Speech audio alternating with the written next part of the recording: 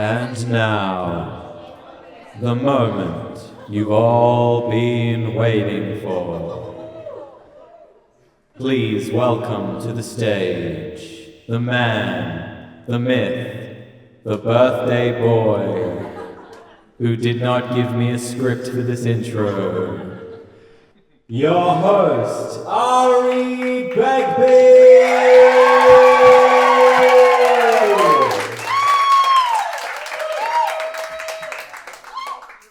Hi guys, I'm Ari.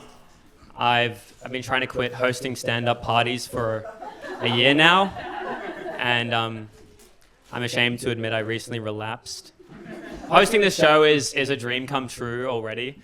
I mean, earlier this week I did have a dream about bombing entirely, but actually, wait, can we get some silence for a second?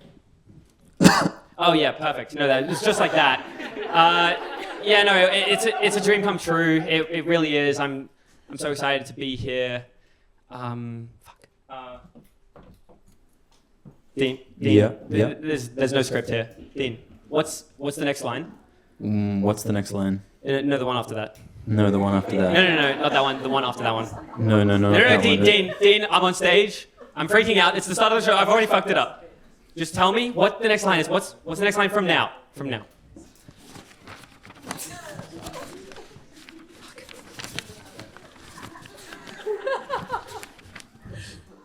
And welcome back, friends and family.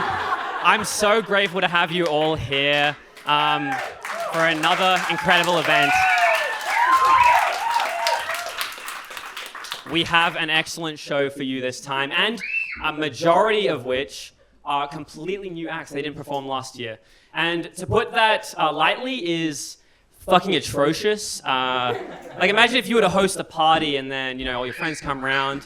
Wrap up the event and you say, hey guys, that was actually really fun. We should do that again sometime. And then more than half of them say there's no fucking way. Still better than most of my events, but it's not ideal regardless. So leading up to last year's show, I had been doing about 9 months of stand-up comedy. And then leading up to this show, I've been doing about 9 months of not doing stand-up comedy. So you can imagine how I was feeling a little bit, for lack of a better term, scared shitless about the prospect of running it again. But I said, fuck it, I'll give it a shot. And even though I was tossing and turning up late at night, wondering what the soon-to-be-late John Cleese would think of an amateur, an unpracticed amateur hosting his own show. And I thought, what the hell? Why do I care what Johnny old boy thinks, whether he's alive, dead, or even a third thing? And so, in choosing to host this event, I've had a realization about my career, what I want to do with my life, and I've realized that I just want a job where I don't entirely get what's going on. I feel sorely unprepared for the whole thing, and no one fills me in on it. Most people avoid it. My dream job is imposter syndrome. And am I feeling syndromed up tonight, Sydney?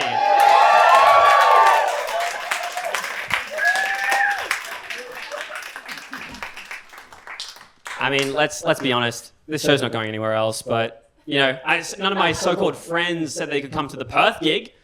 And now I've had to cancel flights, accommodation. The venue we had Bed Bath & Beyond booked out. And they don't take refunds, it's store policy. But no, jokes aside, guys, a terrible phrase to use in a comedy show, by the way. No, seriously, jokes aside, guys, there's no reason for you to be here. That's the whole thing.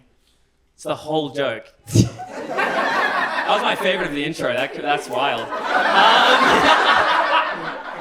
So, at the start of last year, I was sitting at the top of this very fun slippery dip. Some of you guys might know it. It's called the Dunning-Kruger effect. And I was riding high. I'll just write a couple intros. I'll just, host the show, and then people can be funny, and then I can have a rest. But unfortunately, in the 10 minutes leading up to the show, Dean, our audio tech, asked me a question. Dean, do you remember what that question was? I believe that question was, are you going to pay me? No. The other one. The other one, Dean. The other one. Are you going to pay me, though? Okay, we'll talk after the show. So what Dean asked me is, Dean said, Ari, aren't you supposed to be funny? And I had already been telling my friends and family I was doing open mic for 9 months, so I was getting very sick of hearing that phrase. But what he meant by that was, Ari, aren't you supposed to be funny first? So 10 minutes to go, I'm floundering through my notes, and I'm like just ripping up any jokes that I've seen other comedians kill with, and, you know, it didn't go that well, but we got it done. We got it done. But this year, I've given it a shot, and I've written you guys a whole ass stand-up intro and a bunch of other stand-ups, so yeah, yay me. Well, not like the me that I am now, but the me that I was before when I wrote it. So it's like sort of a joint effort between me and him. But really, it wasn't just us two. We also had the version of me that thought that this bit was too weird to keep. But, I mean, he was convinced once we said he would get a feature, so at least it's negotiable. So we did invite a lot of you, and we did expect a few less of you to show up. So to the lucky select few, to ensure that the lucky select few won't be re-entering the building, we will instead be United Airlining you out that window onto King Street below. And that is unfortunately only half a joke. I did manage to push out one of those window panes late last year, and it fell into these massive, like, big chunks onto the street below. Precisely 3 meters in front of a dad and his stroller. Can you imagine a more fucked sliding doors scenario where it's like, kill a baby, nothing happens? And like, at least with getting hit by a bus, you don't know you've been hit by a bus, right? Like, it's just one and done. And so I headed out onto the street, and the dad was actually surprisingly calm about the whole ordeal. He was screaming profusely at me instead of just shooting me dead in the street. I like to think of myself as a relatively calm and collected person. This was probably one of the most distressed and embarrassed times I've been since I shat the buzzsaw at Dreamworld. Shit was flying. And yeah, anyway, without further ado, I will now begin to introduce some of the acts. So keep your hands and feet inside the vehicle at all times. And remember to tell your dad that you need to use the loo, even though you're really close to the end of the line, and you swear you'll be able to hold it in the whole time. So that's that's our intro. I'll now begin. Thank you all for coming out. It's been a great event already.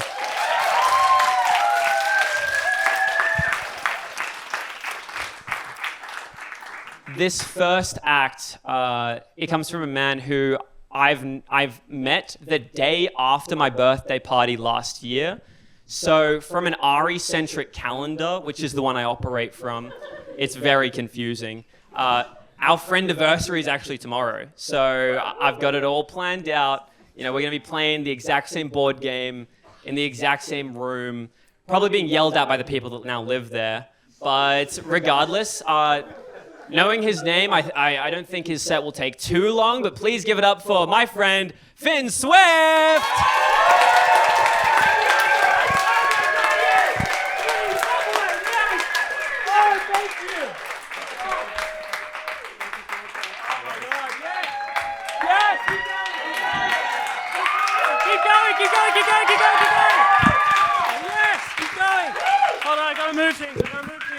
Keep going, yeah, keep going. Enough! Thank you. Do you guys trust me? That's not rhetorical. I'm gonna ask again. Don't need a consensus, but I need all of you to answer just whatever's in your heart, yes or no. I'm gonna count down from 3. Do you guys trust me? 3, 2, 1. Yes! Bad choice. Really bad choice.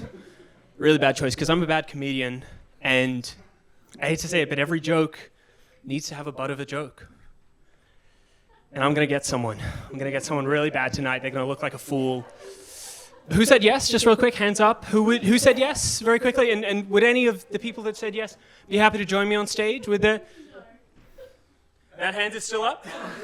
Are you happy with that decision with your life? Yeah, come on out! Thank you so much. Great. Thank you. Yes, thank you. What was your name? Oh God, you're tall. Oh no. Oh no. What was your name? I'm Gabe. Sorry. One more time. My name is Gabe. Gabe. Give it up for Gabe! Thank you very much, Gabe! Gabe! You said that you trusted me? You regretting that decision now? No. No, not at all. Again, a bad decision. Gabe, I'm going to get you, and I'm going to get you with one of the oldest tricks in the book. I really hate to say it. Gabe, inside of this envelope, you're not going to believe what it says. It actually says gullible inside of this envelope, Gabe. And in a second, I'm going to hand it to you. And you're going to need to decide. You're going to need to decide, not yet. You're going to need to decide whether or not you open it, possibly looking at an empty envelope, looking like a fool. I think we'd all agree. Or you could choose to not open it. You could choose to not open it, and I'm going to be real, completely ruin the vibe of the night. Yeah. Actually? Or? This is scary. This is really scary. It is scary. I warned you, though. I warned you. I told you this is a bad idea. Gabe, now you... Sorry, you? I think I actually... I'm freaking out. No, I think I actually... Oh, Gabe! Gabe! All of these envelopes, they're all empty. Every last one of them. I paid $8.50 for a diversion. It's true. You can look through them. They're all empty. I know. $8.50. Gabe, no, that's all right. Thank you very much. Thank you very much for playing, though. Anyway, Gabe. Gabe. Come on, Gabe. I appreciate you for coming. Oh, Gabe, you fool! Gabe, you fool! That's 2 from 2. Gabe, no, please, Gabe. You would know, of course, that it doesn't say gullible in this envelope because I came here 4 hours earlier, and I taped the word gullible to the ceiling. You can't get me this time. And so Gabe has now shown that he can learn. And he's learned very cleverly, because of course I didn't tape the word gullible to the ceiling. That would be a step too far. That would be insane. I would be an insane person. Gabe, that one hurts. That's 3 from 3. It's candy from a baby at this point. I feel bad. I really do. But are you really the fool? I mean, perhaps, yeah, but is it foolish to trust someone? Or is it foolish to be the person that breaks someone's trust when they give it to you so willingly? Gabe, I have one last little bit that I'm going to do, but it requires you to give me what is a pretty prolonged hug. You have no... I don't need them. You have no reason to trust me. So if you wanted to just go back, take your stand over in the corner, I wouldn't blame you. I'm going to give you an opportunity to do that now. I'm going to close my eyes. And I'm going to be very vulnerable here. You ready, Gabe? Thank you, Gabe. No, I needed this. This is gonna go for a little while, so you're just gonna have to sit still. Thank you, Gabe. Gabe, doesn't actually matter. Are you doing something? No. Doesn't actually matter what it says on the paper, on the envelope. On the what? Doesn't matter what it says on the envelope. What matters is that without you, this bit wouldn't exist. You are the backbone of this bit. You are unwittingly I'm glad. a duo act with me. How do you... I'm going to cry. This is the end of this bit, Gabe, and I think it's time that we turn around and we thank our audience. Are you happy to do that with me? I guess. Gabe, take my hand. Thank you, everyone. You've been a wonderful audience. I've been Finn. This has been Gabe. Thank you. Thank you so very much. Oh, my God.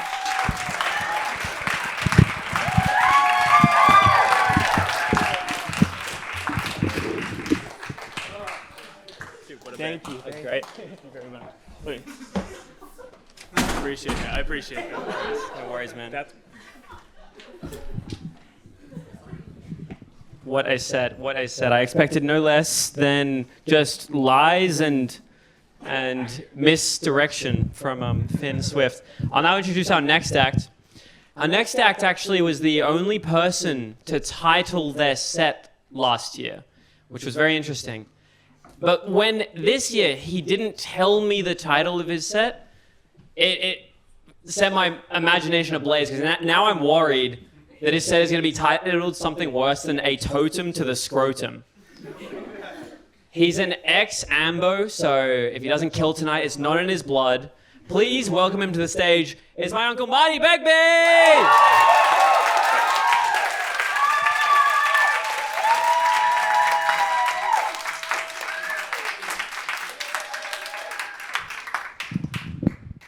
Wow, thank you. I was actually surprisingly nervous about tonight, and so I prepared a few lines, and after I snorted them, I feel much better.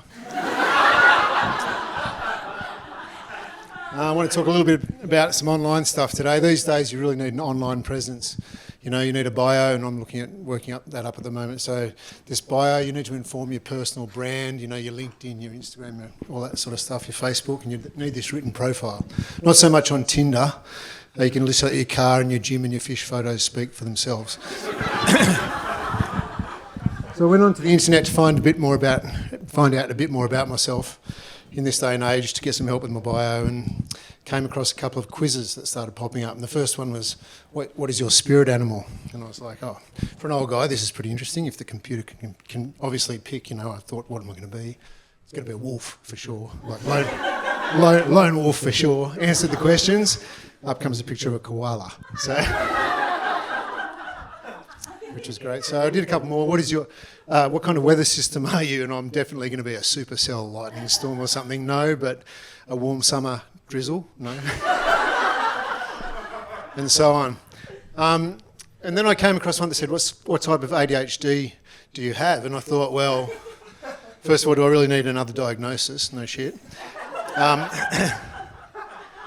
And then I finished watching something about the efficiencies of German kettle engineering. A common rabbit hole. Then I was able to meld some of this research and started thinking back to when I was a kid. Now, there was a time in the 1970s when there weren't, you know, sort of helpful people or quizzes to help you with knowing who you were, or diagnoses or things like that. And apparently back in the 1970s there was a lot of energy from me. So imagine this, you're a kid under 10, you love running around fucking everywhere, climbing most things, discovering anything at speed with committed endurance, you know. It's got to be tiring. What's a parent to do? And what's an option in the 1970s? Well, apparently there was an option. And I've been unable to find it on the internet these days, but it definitely happened. I was taken to a place I later found out was called Threshold, but to me it was called Trampoline Camp. We'd go for a drive. On arrival, I'd be released like an uncoordinated puppy who hasn't learned to control his limbs or his drug habit yet, into what seemed like a field of huge industrial trampolines, with kids all over them just bouncing and laughing for hours, days, for the whole weekends. I'm not sure why it's called Threshold. Maybe parents had reached their threshold. Maybe because you could bounce till you collapsed and hitting your own threshold. I love that place, and that's how I got my love for bouncing. So, combining some of the old and some of the new. Marty B, bio. A Gemini, empathetic, pathetic empath, with curious attachment, membership, association preferences. I'm semi-off balanced with loads of yin and always working on my yang. I'm energetically confused, hyper engageable in short bursts, and you'll likely find Marty up a tree, moist and cuddly, dreaming about his next trip to the Sunday afternoon seniors session at Flip Out.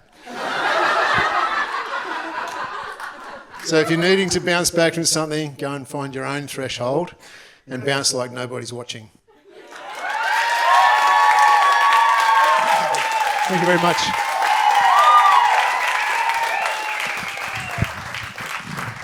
P.S. It's not a cult.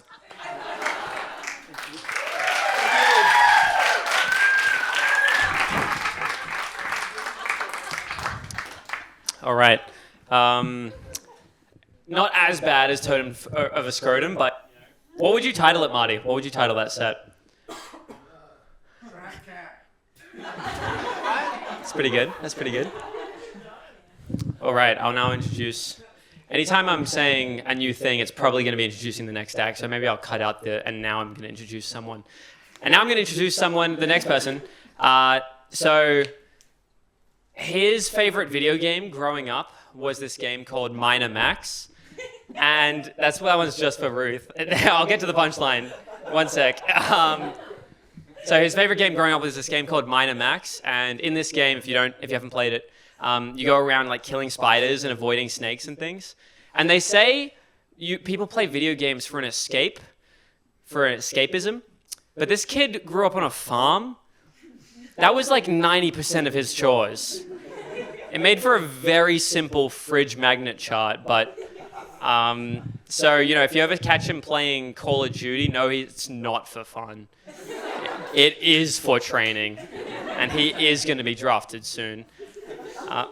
Him and his family, they host a yearly event called the Begbie Bonfire, and I only discovered after I started telling my friends about this event that it sounds an awful lot like we do Viking funerals. On a suspiciously regular basis. So without further ado, I'll welcome him up to the stage. It's Matt Begbie!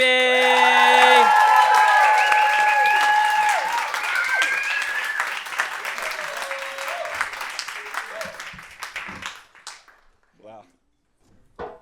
Just going to keep that there because the communal water's kind of freaky, I'm not going to lie. Okay, so I'm scared of flying.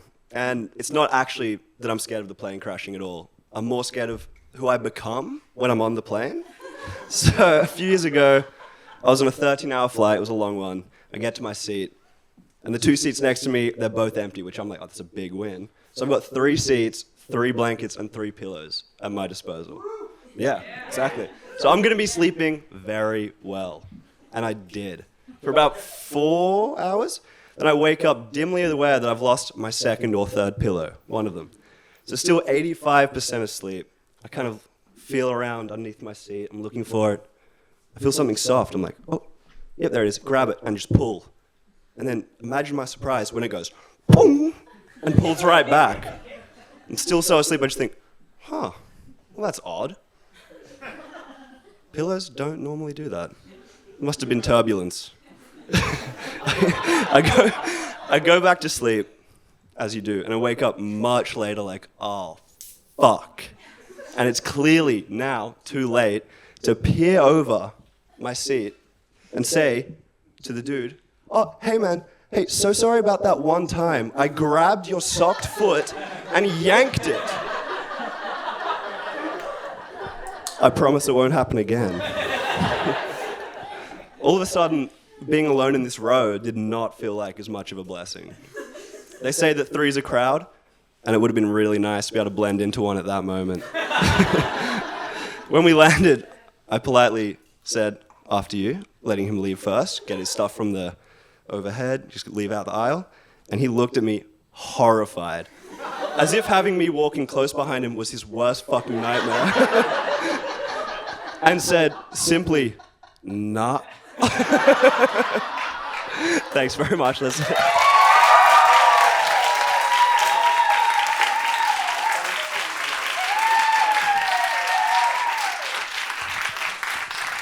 And to think you didn't want to do a set at the start of the night, Matt. Look how far we've come. Look how far we've come. This next act comes from one of the more avant-garde performances from our last year's show. He played none other than Dracula himself, and then months later, a little film called Nosferatu, box office hit. Coincidence? Yeah, definitely. But they both were very sexual, weren't they? It was a lot. So here to grace you with another set. Please welcome this man to the stage. He is the man whose microphone isn't working. Woo!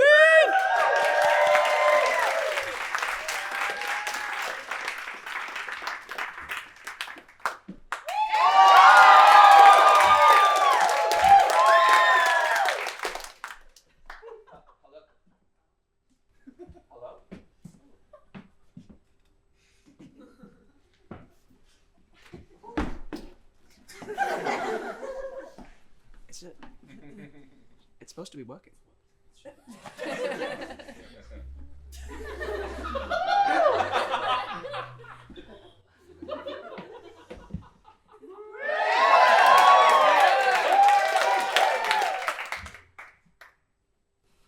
Hello.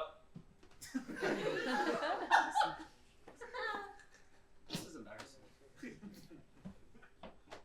What? Can you check? I want you to check. What's wrong with it? I don't know. I don't know what's happening. I need you to check. Hi. Does my back say anything?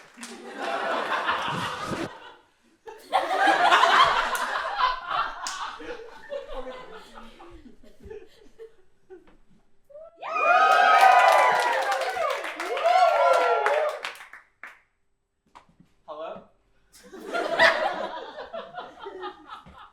I hate you. Thank you.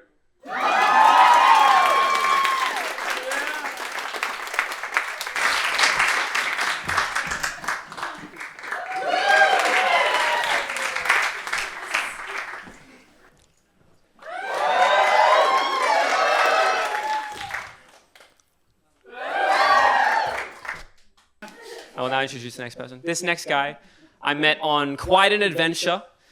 We were traveling through the forests of Auden on our way to steal the Tome of Whispers from Galatrax, the Lord Necromancer, who was going to use it to raise his army of skelly snakes.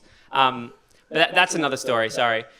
So we were traveling down this road, and we were walking this way, me and my party, and he was walking this way, and like I saw him, and I've known him for quite some time, and I know him, and he knows me, and I knew he knew me.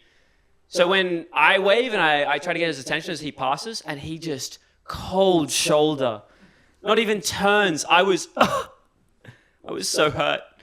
And the rest of the trip was just miserable. I was so embarrassed in front of my friends. And then we got to the town we were traveling to, Brimchannel, and he burnt it to the ground. And now I'm thinking, now we have to find an unslaughtered village to stay the night in. It's just like thing after thing. It was just too much. I don't even know why I invited this guy. I'm not going to lie. But, yeah, I guess welcome to the stage. He's the Reaper of Men, Leveler of Towns, generally all right bloke. Please welcome to the stage, Ben Godwin!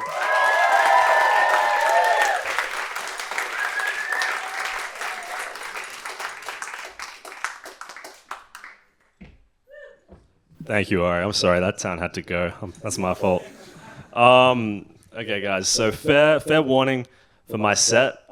It's going to be a little bit cerebral, and it might get a little bit political. So if you guys don't think you can handle that, maybe head out now. You guys heard of this AI stuff going around? Artificial intelligence, ChatGPT. Whatever happened to, I ought to think for myself every now and again.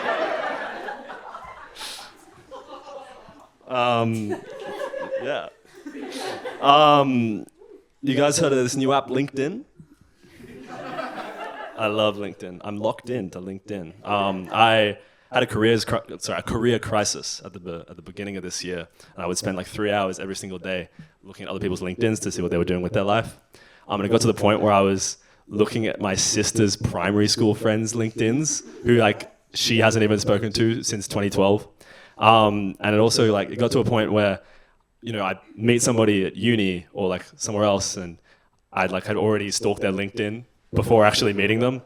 And, it gets really tiring, when you run into somebody who you met at a party 3 years ago, and they don't even remember your name, but you have to pretend that you don't know that they went to Pimple Ladies College in 2021 and are currently a graduate data analyst at Ampol and are currently studying a master's in mathematical finance and statistics at the University of Sydney. It gets really tiring to, have to pretend like that. But yeah, what was my next joke, guys? I recently went through a pretty bad breakup. It was really sad. But I told my coworkers about it, and one of them was actually very comforting.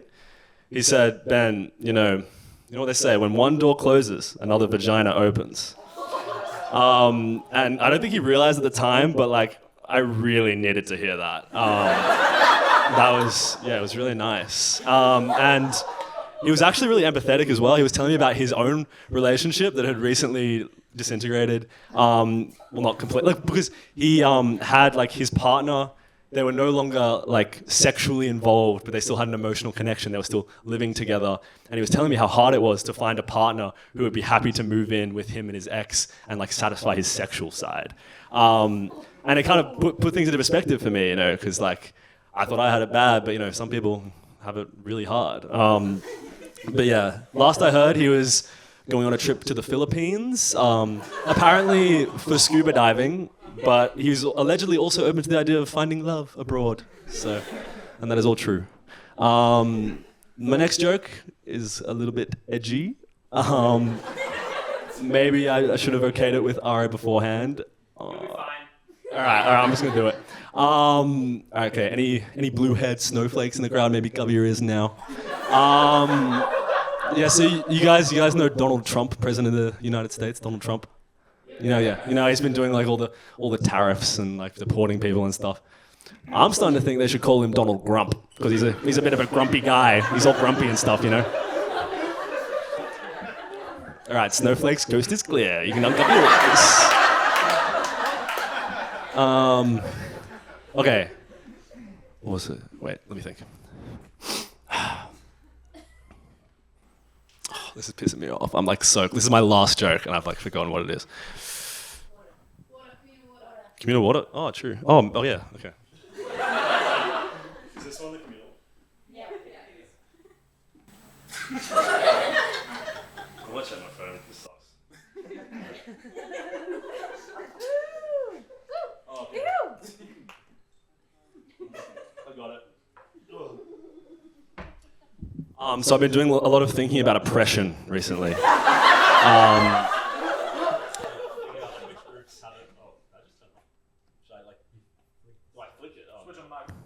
Back? Okay, cool. Almost pulled a bit of a Miles there. That's crazy. But yeah, no, I've been thinking about oppression, which groups have it the hardest. And I've kind of noticed something. Like, there's a particular group that just gets ridiculed on social media, and nobody really bats an eyelid. And like, I don't know, I might not look like the sort of person who's like a part of an oppressed group, but it might surprise you guys to know that I'm actually a part of this group. Yeah, I'm talking about the male feminists. And yeah, you guys all laugh. It's really funny, right? It's a funny joke. Haha. We actually have it really hard. You know, it's like getting to the point where I can't even go to my favorite matcha spot and read the poetry of Sylvia Plath without being worried that I'm going to get filmed and like go viral on TikTok for being a performative male or something.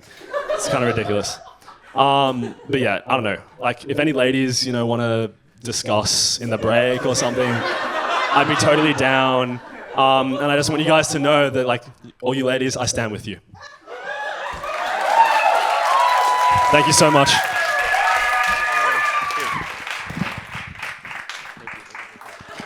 Wait. Dude, you drank from my water.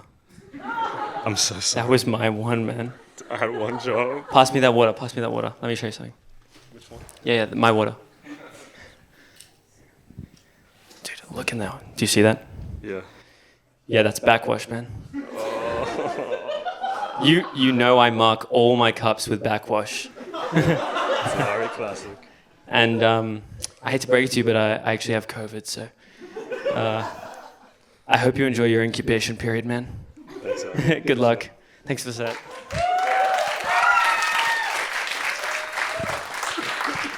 We have one more set for the rest of this section. This next comedian actually does have a train to catch, so I've had to push her a bit higher in the list. So yeah, no, she's a good friend of my, she's a good primary school friend of my mother's. I mean, they went to primary school together, important distinction. And yeah, no, she's a top tier mum friend. If you were to rank them by like the amount that you insult people half your age, like SSS, right up there. Please welcome to the stage, Chris Ryan!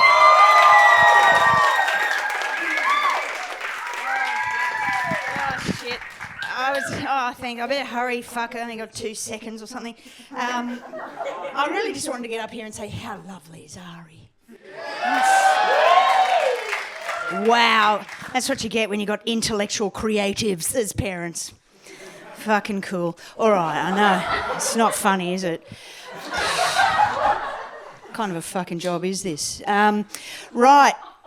I don't understand new technology and AI either, since you're all banging on about it and you're supposed to know about it. Like if I see two young people, let's say under 35, at a bus stop looking at a phone together, laughing, and one of them just happens to glance up in my general direction, I'm convinced they've drained my bank account.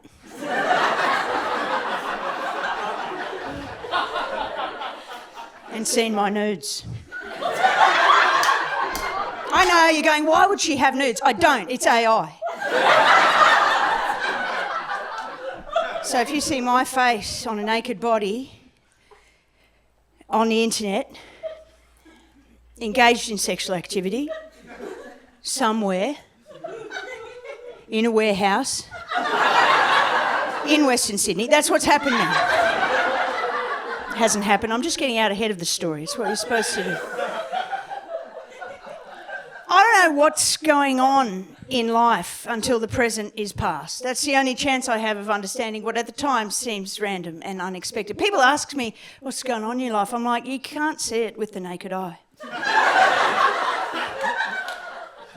Mainly I feel like I'm on the blocks for the 50 metres butterfly at the swimming carnival. Just going,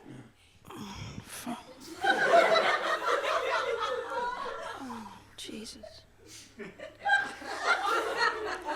Why did I tell him I can do butterfly?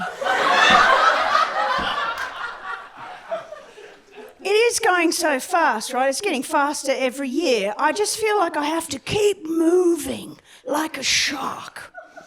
Because if I stop, I've got to do my tax, and I don't want to. Sharks probably have ADHD, eh?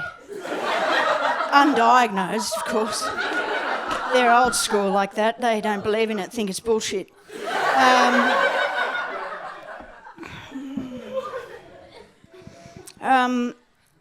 Okay, I'll finish on this.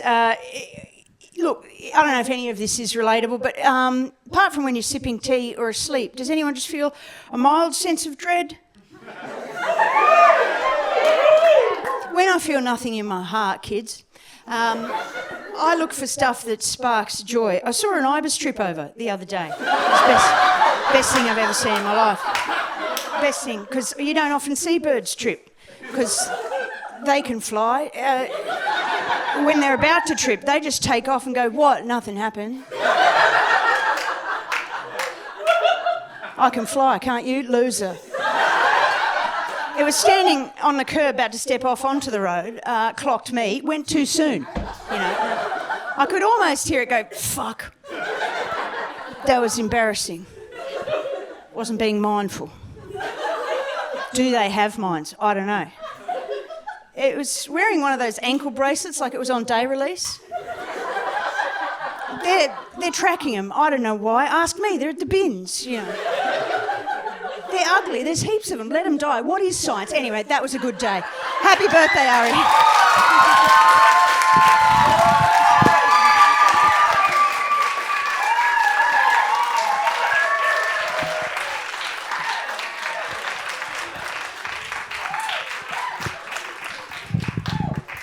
And that concludes section 1. Thank you, everyone, for being such a great audience. And thank you for the 5-6 comedians who just did an incredible set. I'll see you all in 15 minutes. Good to see so many of you are back. I consider the start of any of these sections with less than 30% loss or success. Yeah, so I know that you guys, as a collective, you're collectively enjoying the show, but oh, okay. No, that's fine. I think regardless, we should still zoom in and get a more nuanced opinion on what people think of the show so far. So I'm just gonna check the crowd. Matt, I'm gonna ask you, what do you think of the show so far, mate? Yeah, it's all right. Oh. I'll be honest. I was expecting a little bit more enthusiasm. Is there anything you want to add to that? No, that's all I have to say. Okay, great. Fuck. Sort of took the wind out of my sails, man.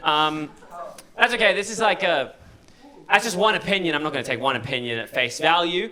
Beanie, I want to ask you, what do you think of the show so far? No, it's pretty shit. Oh, okay. Wow. So, I mean, I don't want to put words in your mouth, but it sounds like you're not enjoying the show. Is that correct? That is correct, Ari. All right, great. Is there anything I could do to improve the show for your tastes, Beanie? Let me know. Hair. What? Hair. Like more hair, less hair? Better hair. I think you're gonna need to elaborate. What do you mean? What do you mean by that? Your hair looks like shit. Well, what am I supposed to do about it? Okay, I was born with this hair. I grew up with this hair. Is there anything I can do to fix it? I can fix it for you with this special hair gel that I brought in just in case. Why do I care what Beanie thinks? What do the rest of the audience think? Do you think that'll fix the show? Yeah! Oh, fuck me. Okay, now I have to let Beanie fuck up my hair for a stupid bit. Okay, take the hair gel you brought and fix my hair then, sure. Why don't you go about it? Do you know how to unscrew a lid? Yeah, I'm working on it. Give me a fucking second. But Beanie, how was your day today, I suppose? Yeah, I guess it's alright. So, are you fixing my hair because the show's bad or because your day is bad? Do you really want the answer to that? Okay, that's just rude. How much longer do you need to fix my fucking hair? Give me 4 hours. Okay, well, so you're not done? You need to keep going? Do I fucking look done? Okay, well, just give me the... well, you've stopped touching my hair, so I'm getting mixed messages right now. It's done when I say it's done. Okay, are you saying it's done? Yes. All right. Is that better, Beanie? Is that what you wanted? No. Okay. I thought you guys were enjoying the show, but that's okay. We have time for, let's say, one more. Dad, I see you at the back. What do you think of the show so far? Mate, you're doing really well, and I'm really proud of you. Thanks, Dad. No, that was AI Dad. Real Dad couldn't say that. AI Dad's great, though. You know, he's so responsive, and, like, Real Dad sometimes takes upwards of 30 seconds to respond to my messages. AI Dad's always there. It's just weird, though. Sometimes AI Dad says I'd be better off without Real Dad. Which is a little bit too far for me personally. But, you know, I still love my dads. That's dad's... That's not dad's noun plural. That's dad's proper noun plural because it's two of him. It's two dads. Yeah, no, sorry. That one was just for you, Dad. I mean, sorry, for you dads. Thanks, son. Still reckon you should kill him, though. Oh, wow, okay. Well, there were two events earlier this year that inspired me to try guitar for the first time. I realized that in the spirit of actively trying to make a fool of myself, it is only fair that I play a song for you guys as well. So, Caspar, can I get a hand with setup? Where the hell is Caspar gone? Oh my God. Thank you, my friend.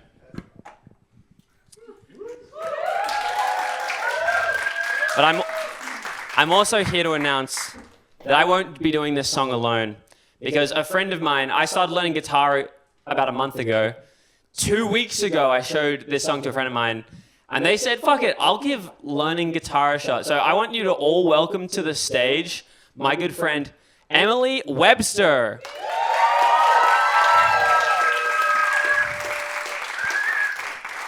Can we grab the other chair? Where's the other chair gone?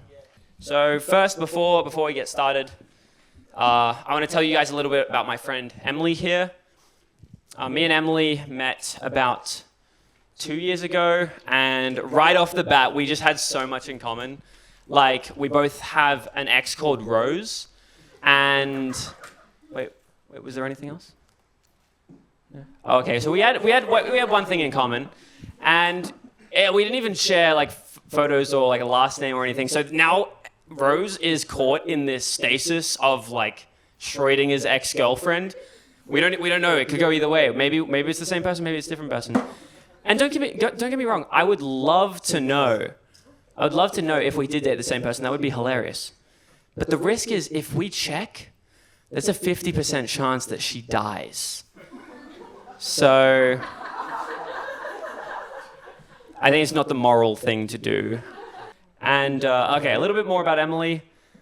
She works as a support worker for people with various mental disabilities, and her boss has assigned her to all the schizophrenic patients because, quote, she reckons they'll get along. I don't know what that means to this day. Emily, could you grab me a water? I might need a water. Why do I have to do that? Okay, Caspar, could you grab me a water? Stay where you are. There's this particular. Thank you. Wait. Dean, I was being passed. That's not the cue. We're not starting the song yet. Dean, can you stop the song? This is really good, Dean. Dean, dude, we've run rehearsal like twice, and both times I said we're not doing a backing track. Like, how is that still on the computer? I told you to delete it. Anyway, a little bit about Emily. Why'd you have to drink water for that? I don't remember much about you. Because I forgot the cue, Emily. I fucked up the joke. No, you got the cue. Okay, you got the cue. And yeah, a bit more about Emily. She has this one patient. She called him redacted, and there are a couple quotes I wanted to share with you because I thought they were very apt about Emily's character. Because I thought you should get to know us a little bit before the show. The first quote Redacted said was, "Emily, the end is near for you." And this guy has seen stuff that you can't even imagine, so I would take that as a word of warning. But she's still here, check back in next week. The next quote was, "Emily, you look like a clown in those shoes." And I am wearing the shoes today. You were wearing the same shoes? Yeah. They are also your only... I like them. They're also your only pair of shoes. So, I don't know. Anyway, yes, they are. The third one.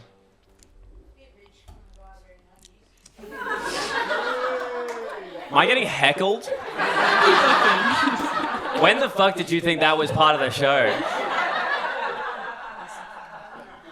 And the third quote was this, and this one really struck home.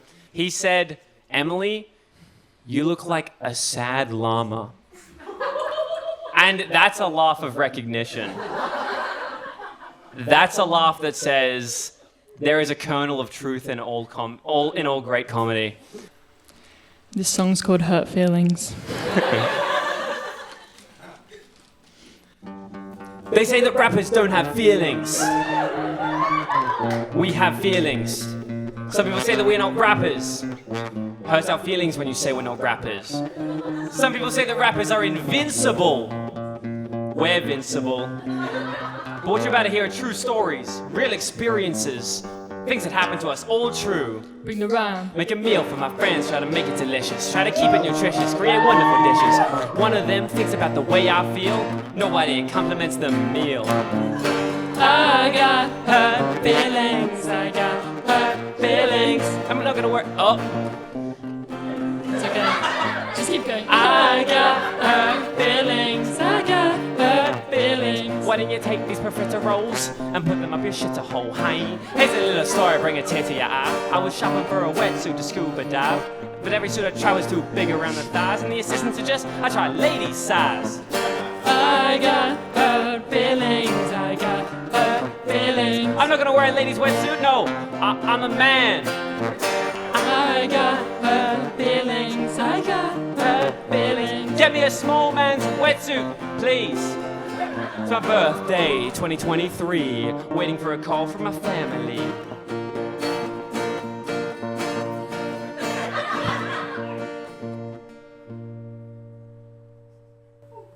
It's 12:23. They forgot about me. I got hurt feelings. I got hurt feelings. Day after my birthday is not my birthday, Mum. Thanks for the message. I got hurt feelings. I got hurt feelings.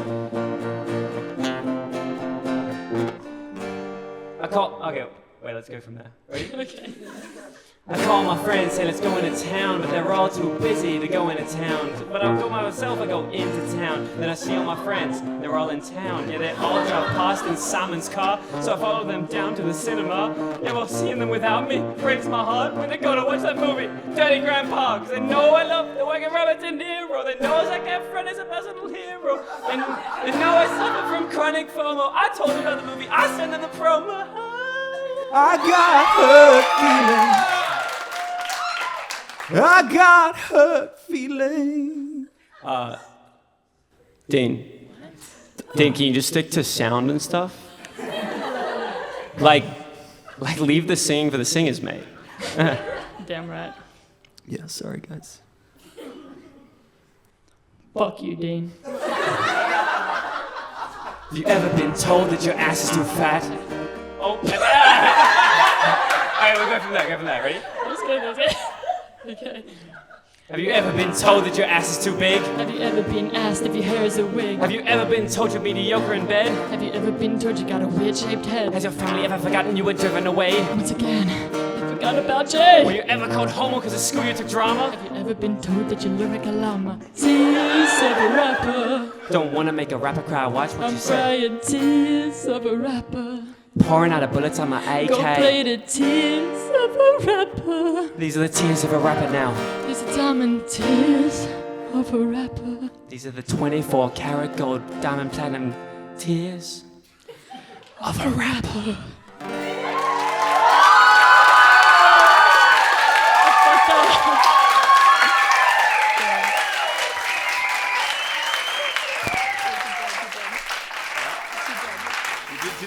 You want to do the whole thing again? No, that is not what I said. What'd you say? I said good job. Oh, good job.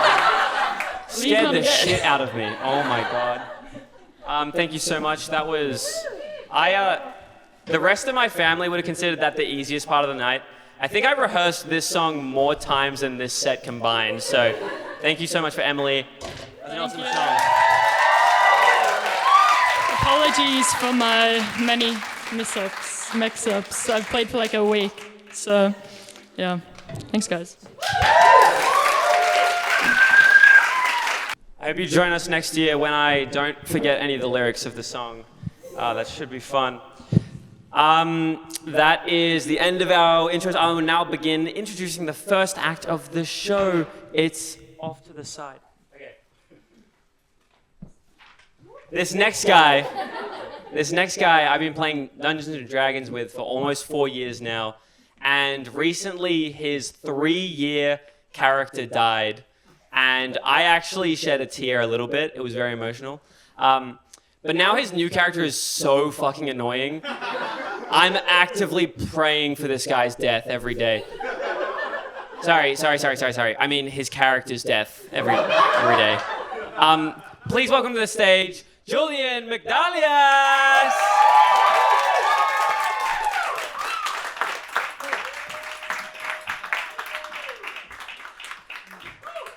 It's actually Michaelitos. Hello, I'm Julian.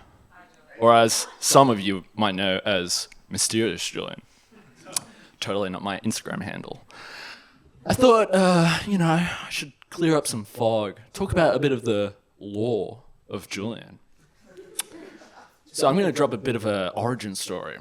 You see, I was a little wee baby. It would have been the year 2005, I believe. Maybe, don't trademark. I was infatuated with superheroes. Marvel superheroes, of course. Not edgy and dark like Batman, alright? I liked Spider-Man. And I watched the absolute shit out of Spider-Man 1, alright? With Tobey Maguire, the funny dance, And so at the time, I was attending preschool, and I convinced my parents to get me a costume of Spider-Man. To them it was like an innocent, oh, he's getting into his like nerdy stuff, oh, it's so cute. Little did they know. Fast forward, I'm at preschool, dressed up, all in my Spider-Man costume. Mind you, I was very much of a muted person, so I didn't really talk as much. They're gonna wish that I did. And I'm also a very imaginative person. I like to set the scene once I enter, this preschool. And I like to imagine as everyone being the villains to my story. And it got violent. Very violent quickly. You see, in my head, in my grand imagination, I saw Sandman in the sandpit. It was just Timmy building a castle. There was no castle after that. Next, I saw Venom swinging past into the city. That was just Georgie swinging on the monkey bars until I done a spear tackle into him. He was not swinging. But the worst one, and I'll never forget this one, was the rhino, the giant, the mammoth charging. It was actually just Andrew in a wheelchair. Let's just say by the end of it, he was not in the wheelchair. And by the end of the day, I did not, in fact, have the Spider-Man costume. I think this is because in the movie, there's a great scene where Uncle Ben gives the speech about with great power comes great responsibility, which did not process well in the brain of a 4-year-old. Thank you.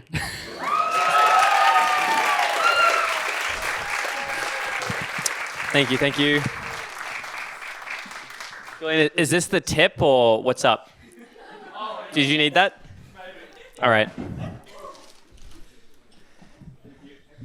This next comedian is one of the only older cousins I had around growing up, so I've had quite the bone to pick with her for some time, and she's finally fallen for it. She has decided to do a stand-up open mic at my party, and little does she know, I have planted somebody in the audience. I've planted somebody in the audience to cough at the most uncomfortable silence of her set. It could be you. Could be you. It could be you. It could be any one of you. So please join me in welcoming her to the stage. It's Ruth Begbie!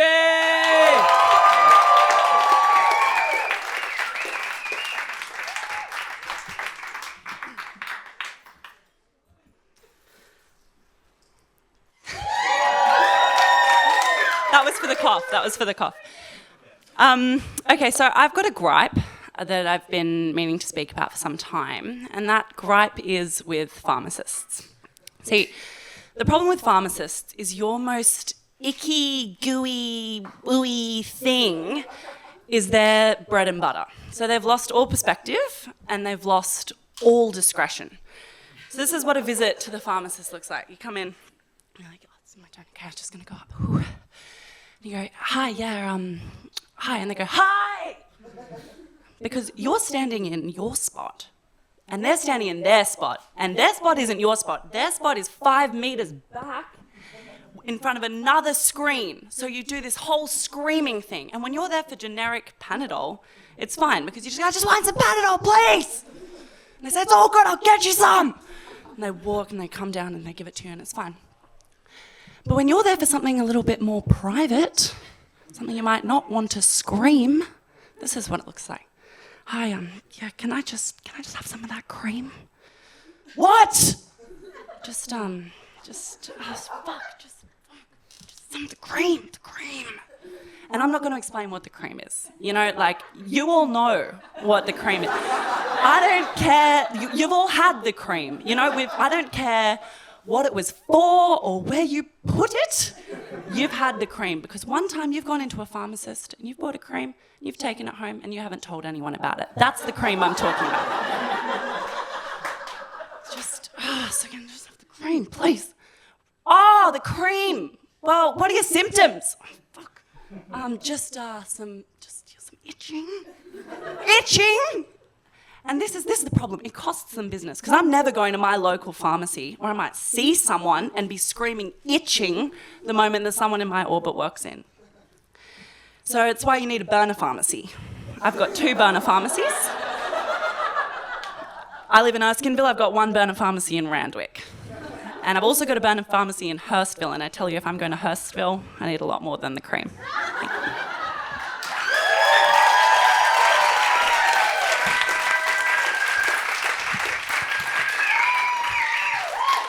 We all have the cream. I have some of the cream in my bag right now. And one time, my mum saw the cream, and she said, "Honey, do you want some help applying that?" And I said, "No. No, not that kind. Not that kind." Thank you so much, Ruth. Our next act, I want to introduce with a bit of a rant. I think I'm sick and tired of my friends and family saying they can't come to my events and stuff because it's like, it's too hard and things. Because take this next guy for an example. He just landed his dream job that forces him to work on weekends, so he probably won't be able to come out. Forcing him to work on weekends at a place that is an 11-hour drive from Sydney. So I thought, he's probably not coming. But a good friend he is. He takes one for the team, and he chooses very intentionally to total his motorcycle and injure his leg just enough to get off of work to come out to this show. So big fan of this guy. Unfortunately, that wasn't his first motorcycle crash. His last one, he managed to rear-end a Mercedes, uninsured. So not the car I would have picked, personally. But thankfully, no one was hurt, which is very important. This time, wrecked bike, but he's fine. He's got some bruises, some scratches, a bit of, can't walk too good. But other than that, he's fine. I think his comedy comes in threes. This next one's definitely going to kill him. So please welcome to the stage the dead man walking. It's my friend Brett Howard-Butler.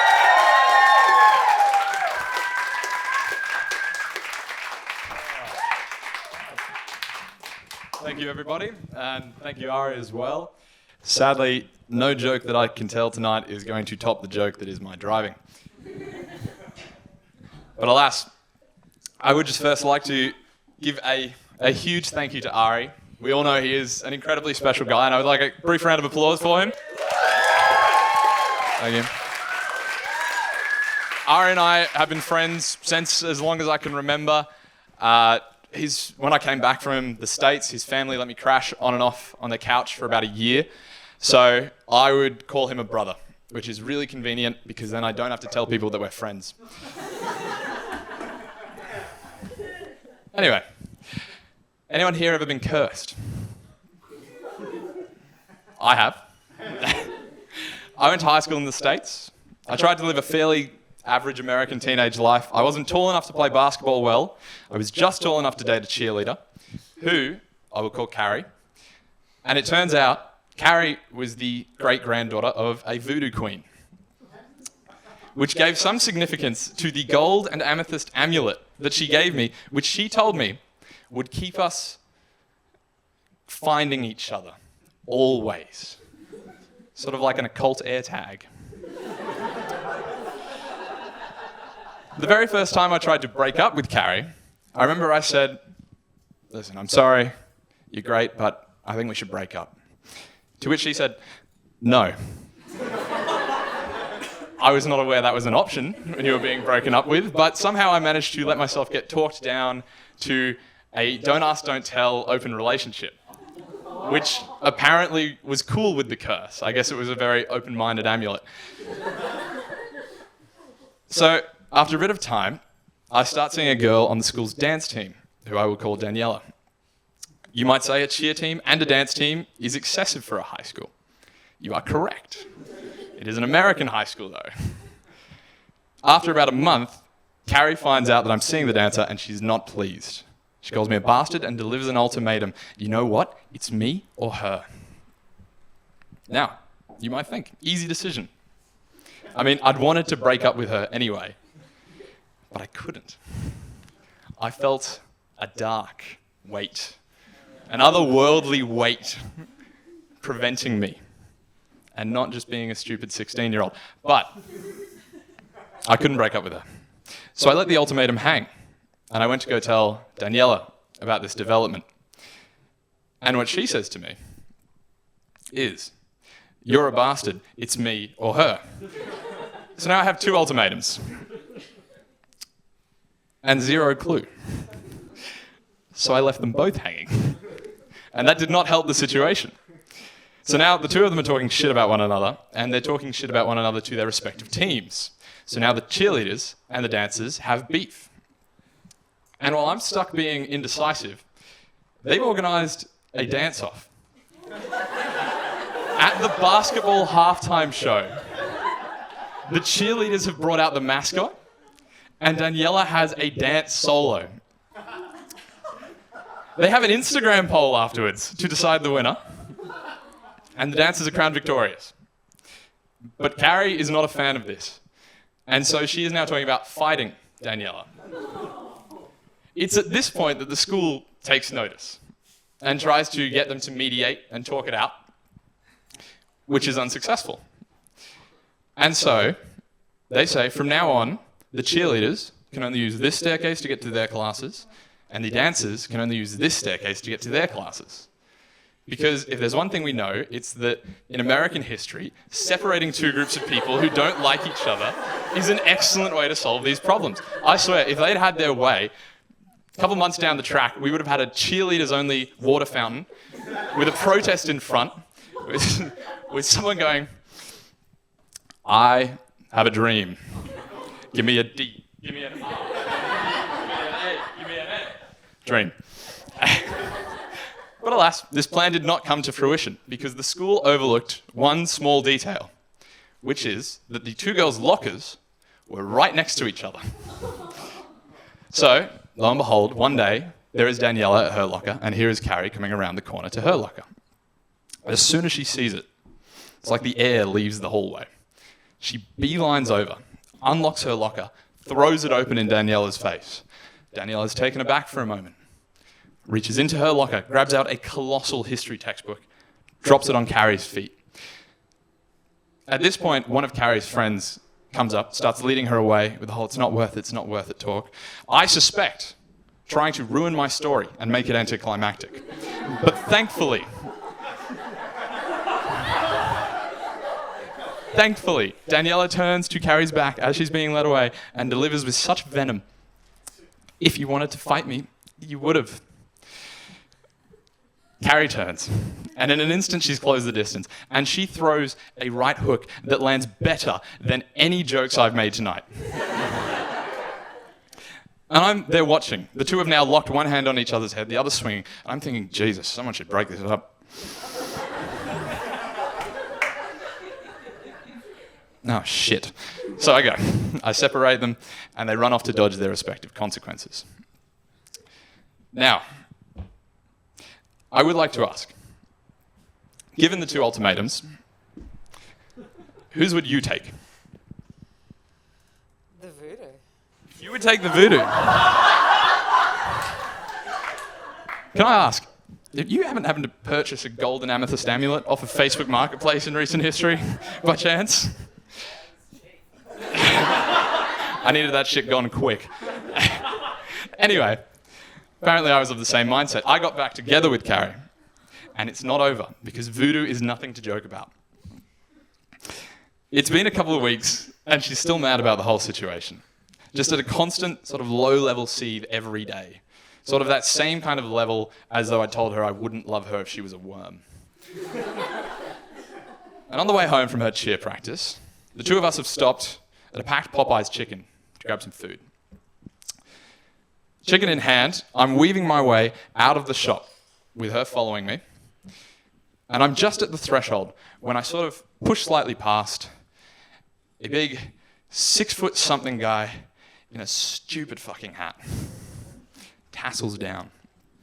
And he turns and he looks at me and he says, "You should really say excuse me when you go past people like that." And I look up and I go, "You're right. I'm real sorry. My bad. No offense intended. No harm, no foul." Not what Carrie thinks. She turns, she looks up at him, and she says, "He doesn't have to apologize for shit." My head is in my hands. The 2 of them are now laying into one another. He pulls out his phone, starts recording her, going, oh, look at this stupid ass. She smacks the phone out of his hand. He smacks her. I punch him. And then I don't remember what happened. At some point, someone more muscular and competent tackled him, and he ran off.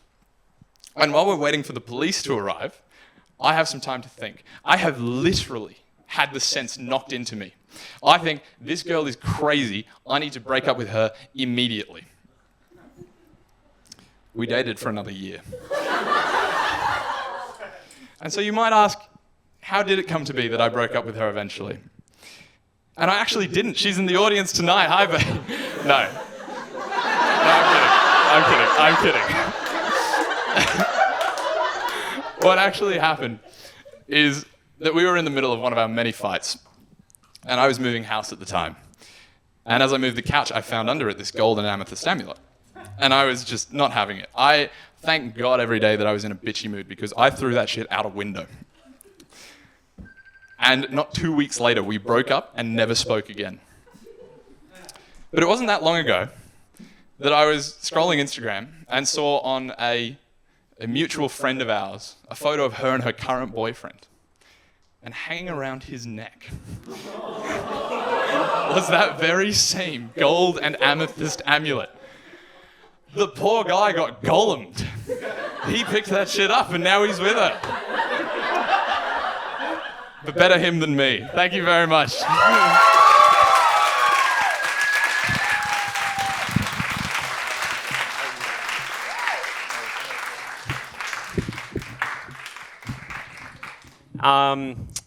That was an incredible set. I love that story, and I love where it ended up. It was great seeing the transformation. I'll now introduce our next act, and I reckon she actually doesn't need an introduction, because I didn't write one for her. So please welcome to the stage, it's Mim Myers!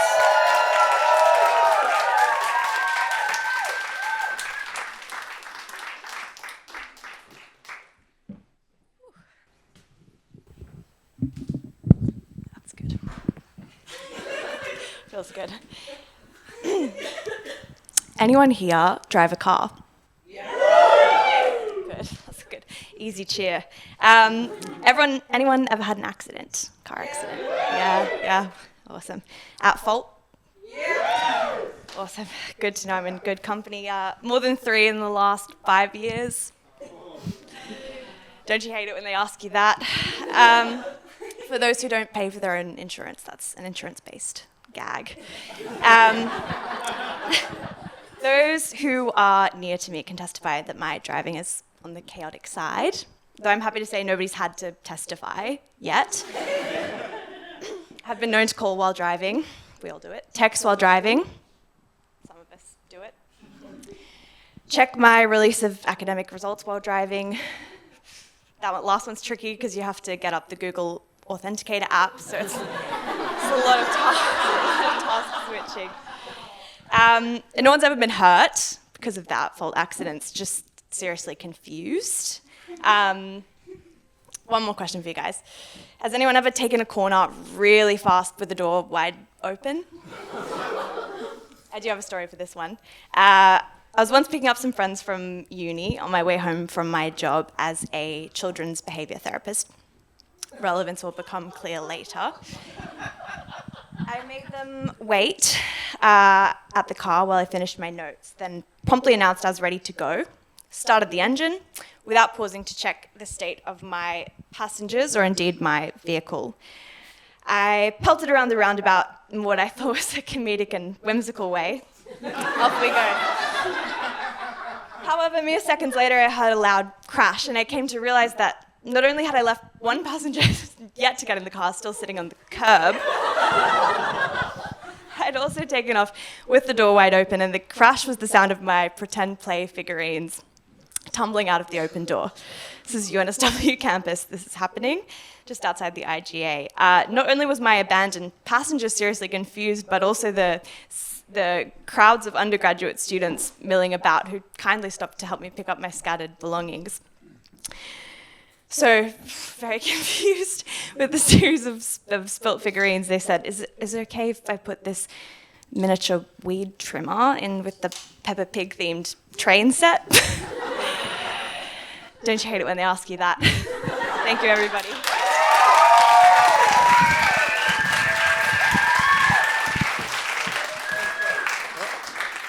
Well done.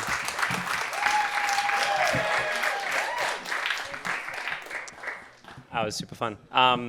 I will introduce this next act. This next act comes from a man. I was trying to avoid hyping him up too much, but I will say last year he did win the Critics' Choice for Best Comedian, but unfortunately was booed off stage by our uncultured swine of an audience.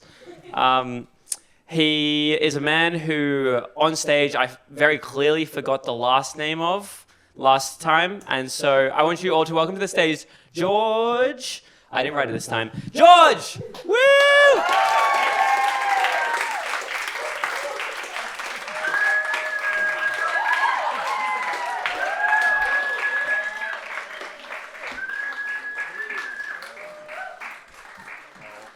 Good luck.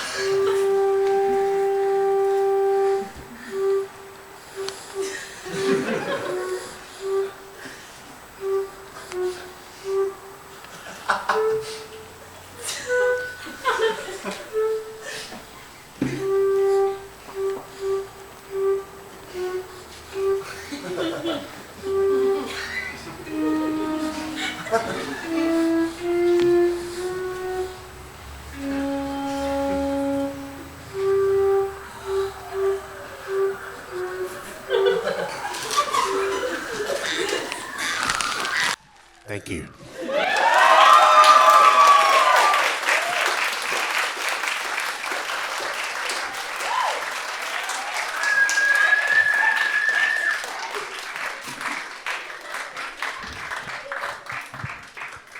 I hate to break it, but I think he just won this year's Critics' Choice as well. Incredible set from George Mack. He played the best prank on me tonight. He got here and he was like, Ari, I don't know if I can do a set, man. I didn't prepare. I didn't bring anything. I'm like, no, dude, you should totally do one. I think it'll be so fun. I want to see what you bring. And it's like, I'll see what I can do. I'll whip something up. And whip something up indeed he did. Holy fuck. All right, I'd like to introduce our next act. He is a deeply, deeply closeted gay man. And a linguist who still insists on using the word kerfuffle, like that's a real word. Please welcome him to the stage. It's Gabriel Don!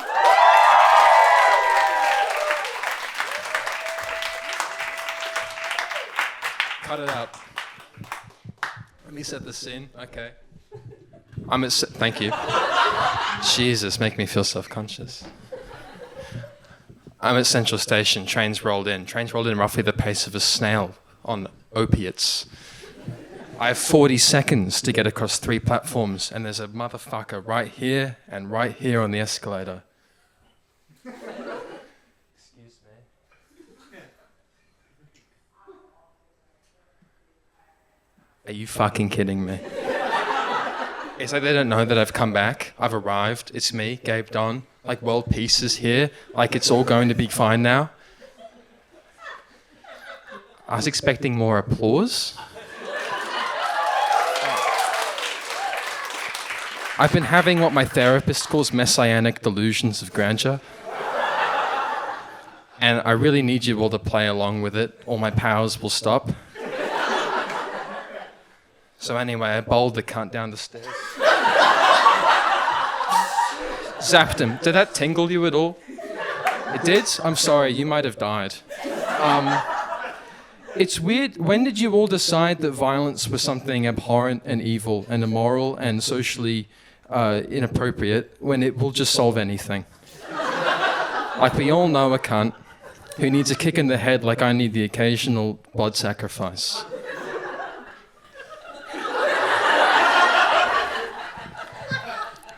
I, with my omniscient eye, feel that you really hate this person. Like a lot. Like a lot. Hit them. Do it. Hit them really hard. Let it out. Just do it. What are you doing? Get a grip? Oh, whatever. Do it. All right, do a dance. Just do a dance or something. Why aren't you doing anything? What has happened? You're not believing in me? Is this all coming to a close? Do something. Lie down. Yell. Yell really loud. You're no fun. Oh my God. Hopeless.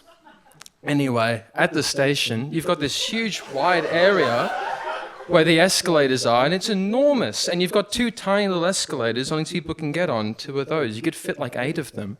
If I was God, tomorrow there will be giant, huge, wide escalators. You can zip back and forth, and you can run down, and nothing will get in the way.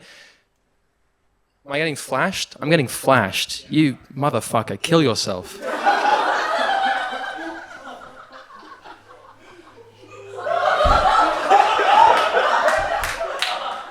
Oh dear.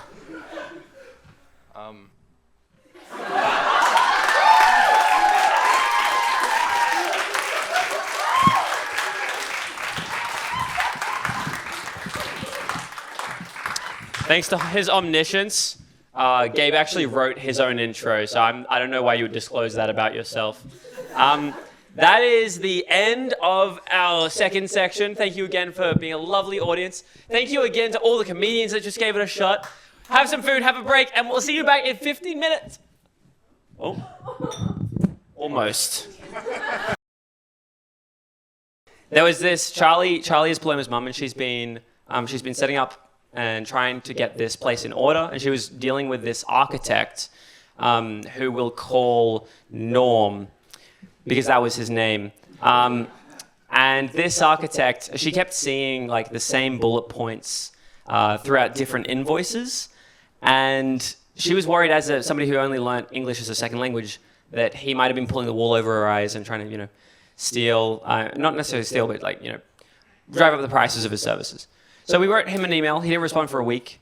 We tried calling him. He didn't even call back for a couple of days. And then after the 3rd day he called back, he informed her that he had had a stroke, was taken to hospital, and found out that he had bowel cancer. And so I don't know about you folks, but karma has spoken, okay? That's case closed as far as I'm concerned. No, I shouldn't joke about that. He is dead. No, I'm just kidding. He's still alive. Nah, he's dead again. Nah, he's still dead. I really hope Norm doesn't find... No. Anyway, yeah, we've seen a lot of incredible first sets here tonight. My first open mic was at this dingy Irish pub in Central called Scruffy Murphy's. It is infamously one of the most seated open mics in all of Sydney. How they get so many people on seats? Simple. Don't tell anyone that you're doing an open mic. And so I went to this show. I took my 2 minutes, and I met this Japanese guy, and it's very easy to spot them because they have a Japanese flag on their shirt. They were hosting an international student day, meetup day. I'm talking to this guy. We go up on stage. I'm talking to this guy. I get my name called. I go up onto stage. I get through my first 2 jokes. Yeah, I do get crickets. It's very rough. And then my third joke comes around, and Sydney, if I were to recommend to somebody trying open mic, I would not recommend bringing a physical comedy joke. It takes a lot more guts to get through. And that joke went a little bit something like this. I'm addicted to sleeping in the worst positions. Like I try to resist, but I relapse every night. And it always starts the same way, like flat on your back. It's how the doctors say you're supposed to sleep. And then after like 5 minutes, it feels like 15. I turn to my side. It's not as bad. But then after 2 minutes, it feels like 30. I just give in to my deepest, darkest desires of sleeping like a chalk outline of a murdered cartoon character, and then I'm just standing there, just facing the back of this bar. And I'm really thinking at this point, it's a real option to just drop the mic and walk straight off stage. But no, Ari, look at yourself. You've come so far. Just get through it. I put my arms down, put my legs down, I turn around, I crane my neck over my hand to just check what joke I'm doing next, and I look up, and there he is, the Japanese guy at the back of the crowd, holding his iPhone, filming my whole set. I started just saying syllables for my next joke, and it doesn't work out. And this woman in the front of the crowd, I remember very clearly, she said, "Just get through it." Like a David Goggins for a really shit comedy show. And with her willpower passed on, I pulled it together and, bombed the rest of my set. But I got through it, and that's all that matters. So yeah, if anyone here thinks they had a bad first set ever, see me after the show. I have a very painful video that I will not show anyone else. And with that, I will introduce the next act of the night. He is a man with aphantasia, which, for those who don't know, is I don't know how to describe it. Is it a mental condition? You don't have a mind's eye. So you can't imagine things in your head. Give him a minute. I hope Norm's okay. So he has aphantasia. He can't imagine things in his head. And a really fun gimmick of this is you can just hurl insults and threats his way, and they just pop up in his brain like a mean-spirited computer terminal. Which has really forced me to up my game. So I'm grateful for him. Especially if I'm gonna go all the way to making him cry. Getting very descriptive. Very descriptive. Please welcome to the stage. It's Caspar Nivison-Smith.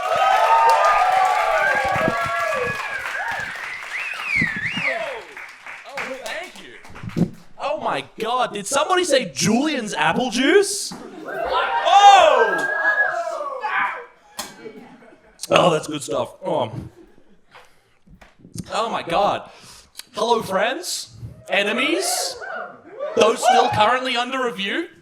You know who you are. I'm watching you. Thank you for all being here. Also, thank you to Ari for giving me unregulated access to a microphone and a captive audience. How good is that? A little bit about myself. As Ari said, My name is Caspar, and I'm afraid of bears. Why am I afraid of bears? Well, bears have a top speed of 50 kilometers an hour, and Taronga Zoo is 15 kilometers away if you avoid toll routes and motorways, which a bear would.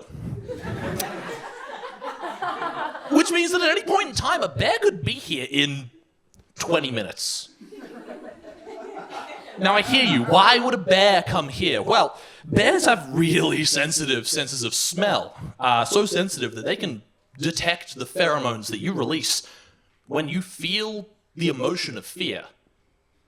And I fear bears. But enough about animals that I don't like. How about an animal that I do like? My parents have a lovely little dog. Her name is Dell. She's a Groodle. That's like a poodle, but with a G and an R.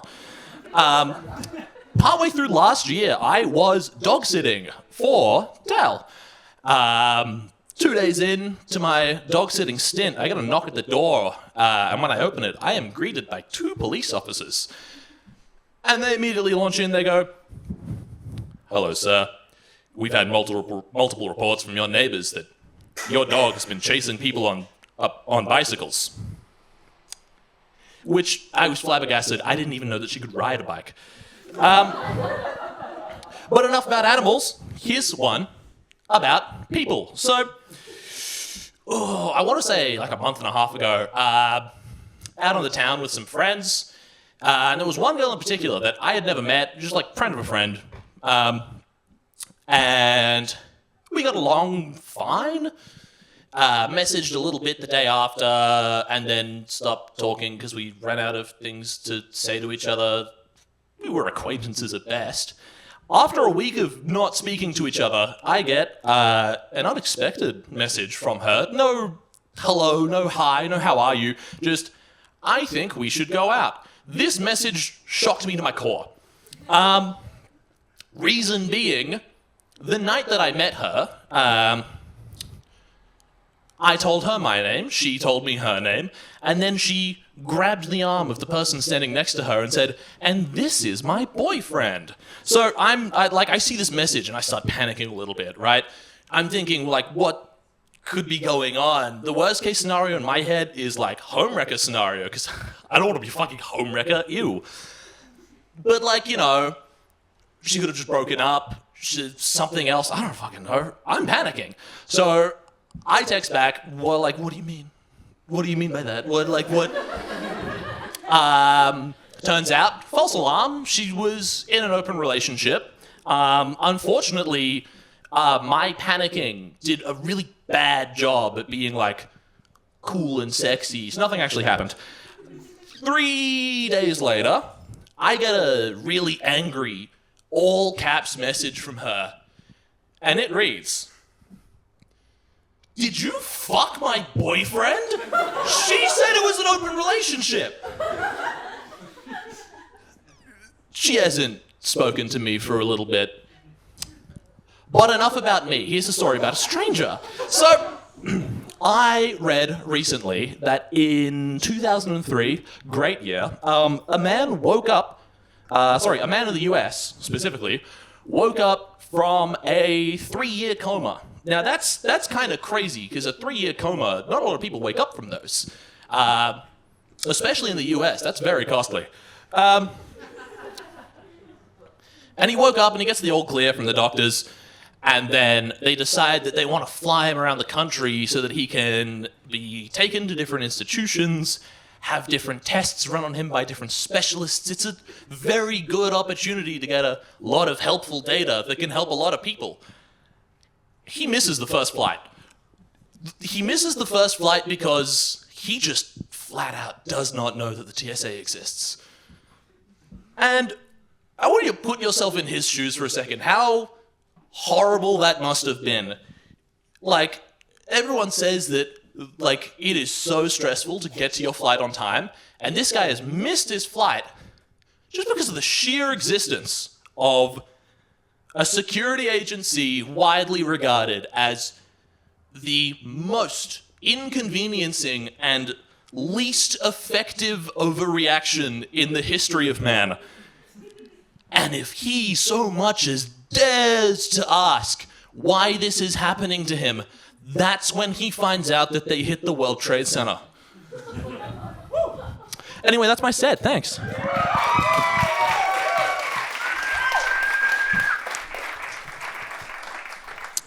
Our next set. So I'm very lucky. I have a very loving, supportive father, and that said, it is kind of strange. I feel like at least once a week, I have incredibly vivid dreams of patricide, and they're always with incredibly. They're always completely different methods. So I don't know where that's coming from. And I've you know what? I've finally stumped my therapist. She has no idea where this is coming from. Let's hope that he checked his notes before coming up on stage. Is he here? He is here. Please welcome to the stage my father, Nick Begbie.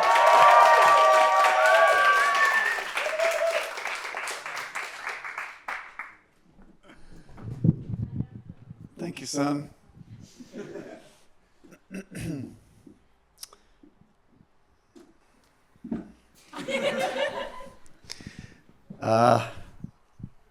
First, let's give it up for this incredible human, the birthday guy, the MC, the host of the party, Mr. Ari Begbie.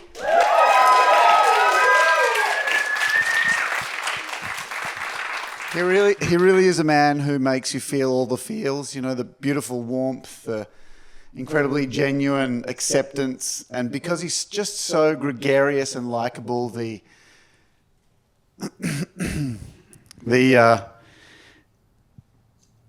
crippling social inferiority.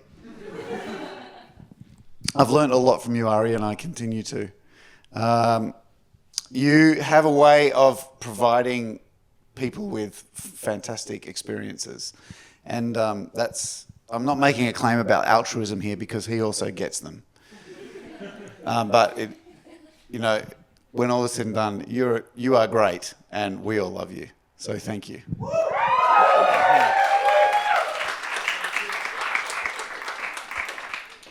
Okay, that's enough about him. This is my 2 minutes.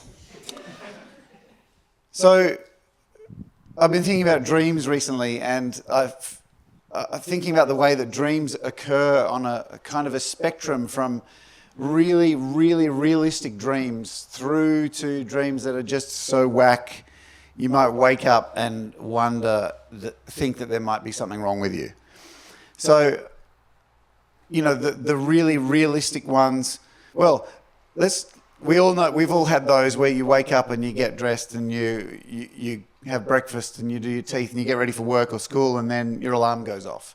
So those are the realistic ones. But then there are the other ones where, you know, you might be in a castle made of ice talking to your mum about her grandfather's brother's gynecologist, who happened to be a dog from the Gestapo.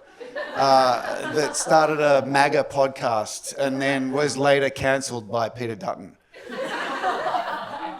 And then you realise that your mum was actually just a gym bro you met at the pub, but you kissed him anyway.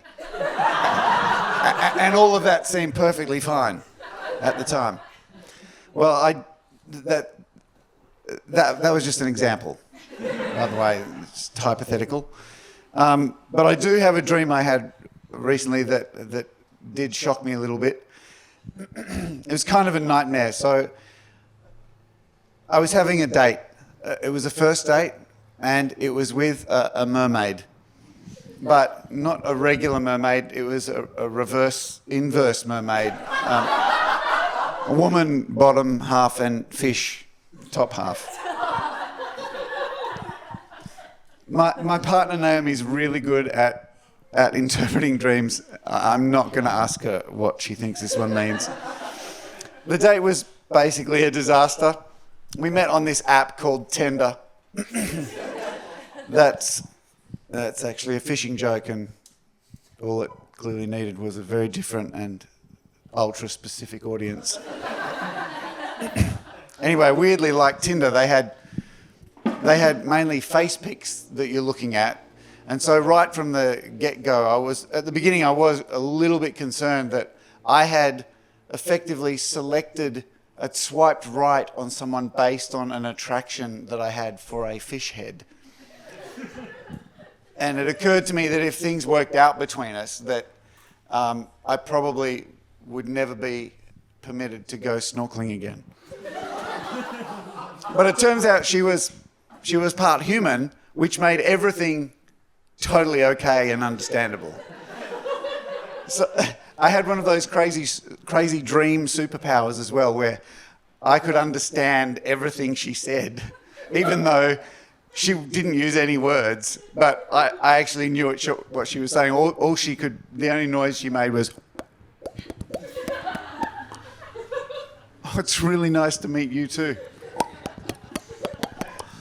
Well, we could see a movie, but I've booked this really great restaurant for us if you wanted to go.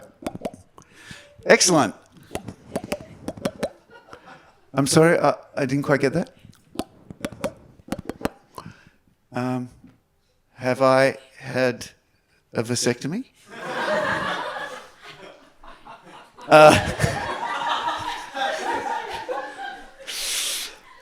Anyway, it all just made so much sense. I realized it was a first date. So what I had to do was I had to show interest in her and ask questions like, so tell me, how many Mer people are in your school? And are any of your family normal mermaids, mer people? And do you think are you going to vote for the Liberals or Labor in the election? That probably gives away when I had this dream. I also realised, because the dream felt so real, that there are some things that you don't want to give away about yourself on the first date, just so that you increase your chances of whatever. So I decided to not share that, I have ADHD and I'm really forgetful. I also decided not share that, I really do have a latex allergy, and that I'm a pescatarian. So I was super careful to not order anything that was triggering for her during the meal. I was really careful, but honestly, my entree of chocolate mousse came out with fucking caviar all over it, and she lost it. I had to scoot around and console her. I had my arm around her with my hand in the other gill and sort of stroking her with, stroking her scales, comforting her, having her freshwater tears drip down onto me. But she did forgive me in the end, because it turns out she was pro-choice.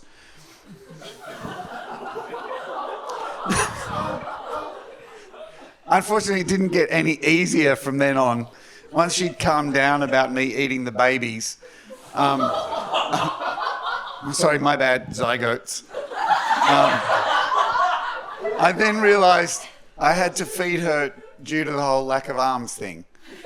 So that was also super awkward, because all of a sudden she had on this weird mask filled with water, this land mask thing, and I had to take it off her every time I gave her some food and then put it back on her in between bites.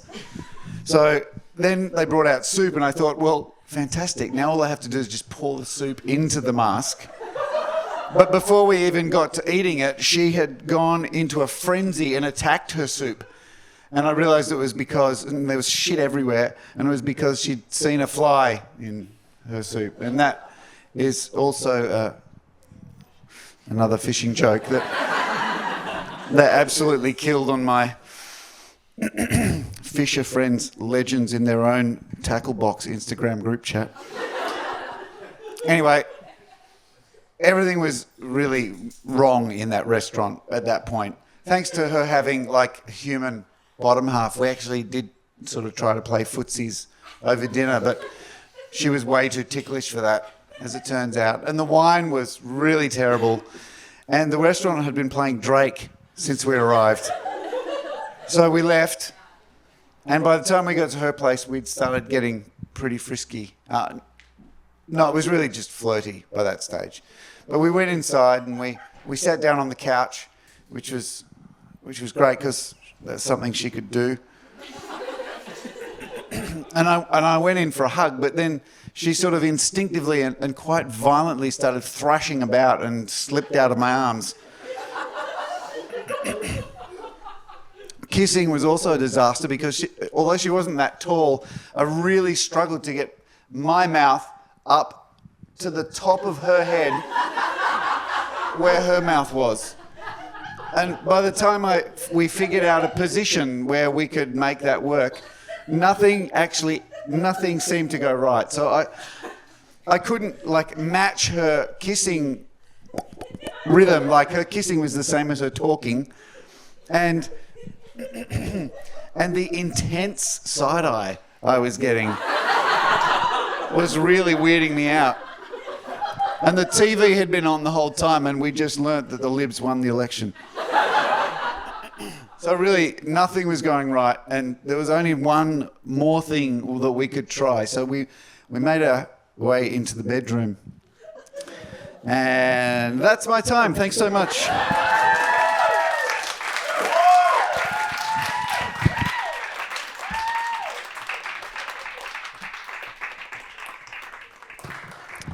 That was one of my favorites, without a doubt.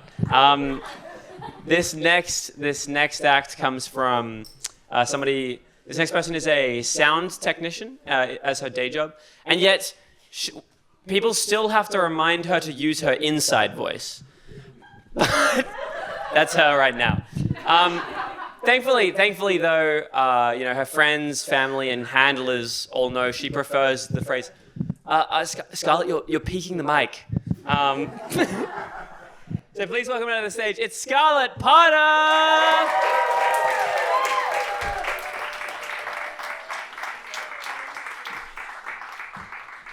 That's really fitting for this that I'm about to do. Oh, let me just get over here. Hi guys. God, fun.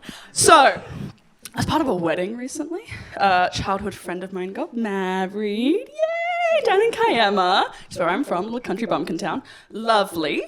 I was maid of honor, which means I won. I beat the rest of them.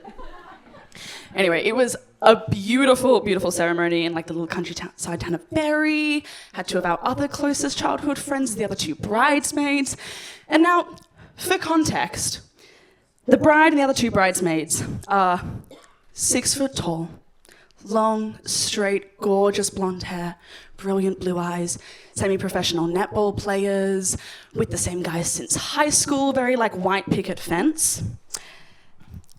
And I am sort of a deleted extra from The Hobbit, and I'm also fucking crazy.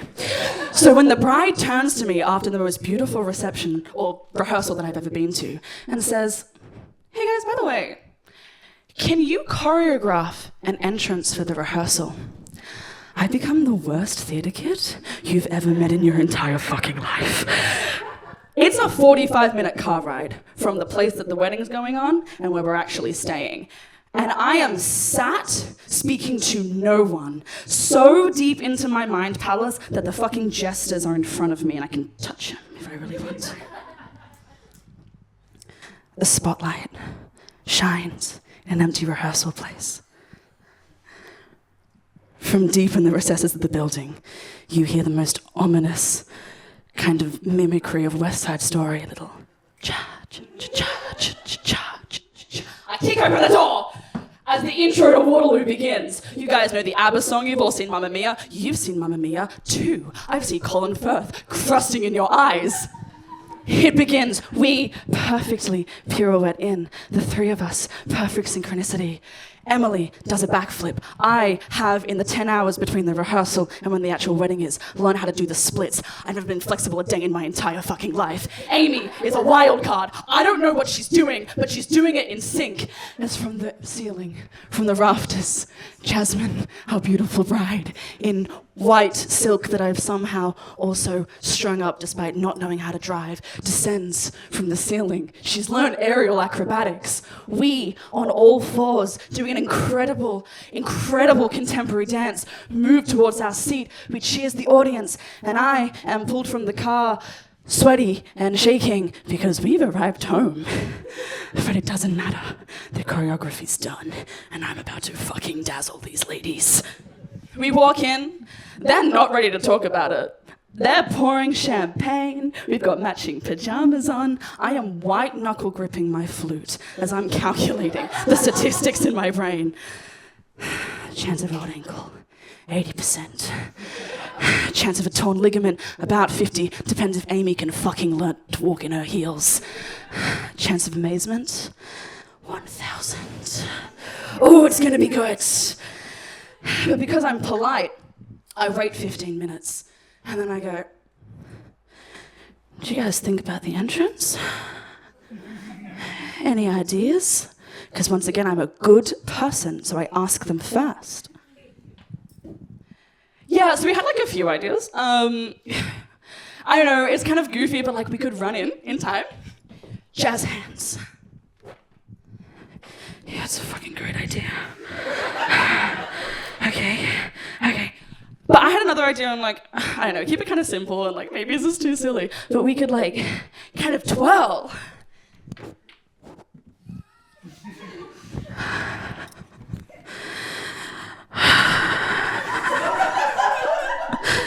It's fine. No, it's good. I'm so glad we're all on the same page about what's gonna look really great.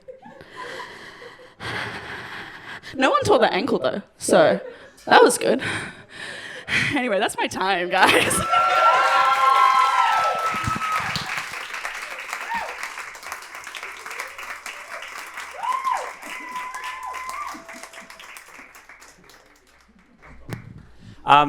This next act, he and I went to uni together, and there was this day at uni after we had finished our classes and stuff. And we were out in the cafeteria, and I was feeling kind of bad about myself. I don't know why. So I left off, and before I left everyone, he stopped me, and he was like, "Hey, Ari, where are you going?" And I said, "Oh, I'm just going out." And he said, "Oh, have a good one." And it was a small thing, but it was just really nice. And so, yeah. Sorry, I just thought it'd be funny if I like told like a really honest, sincere story, and then you guys like, oh, where's it gonna go? Anyway, please welcome to the stage the guy. Please welcome to the stage the guy that later that week ran over my dog. It's Shanika Jay.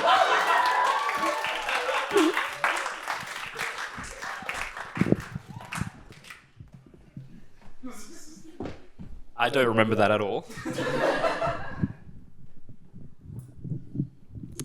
Some of you might be wondering why I'm holding a Bible, and my answer to that is, why aren't all of you holding a Bible? Come on, guys. Bless up. Anyway, let me get my reading glasses out.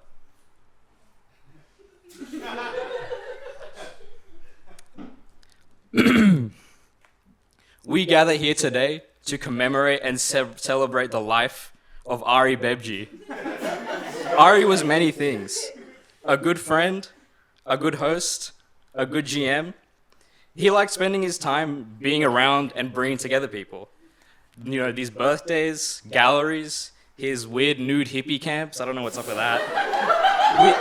We all knew he was a bit quirky. The ponchos, the one wheels, his hair, his voice, his face, his personality. Anyway, but we all still liked him. He was a good guy. As Ari mentioned, I went to uni with Ari at the haunted place of SAE Institute. Shout out to these poor people who went there with me. Luckily for him, he got out of there early, and even though he abandoned me, we stayed friends. But I haven't known him for as long as some of you guys have, clearly. But I do know that he was always a smart, kind, clever, and sometimes funny guy.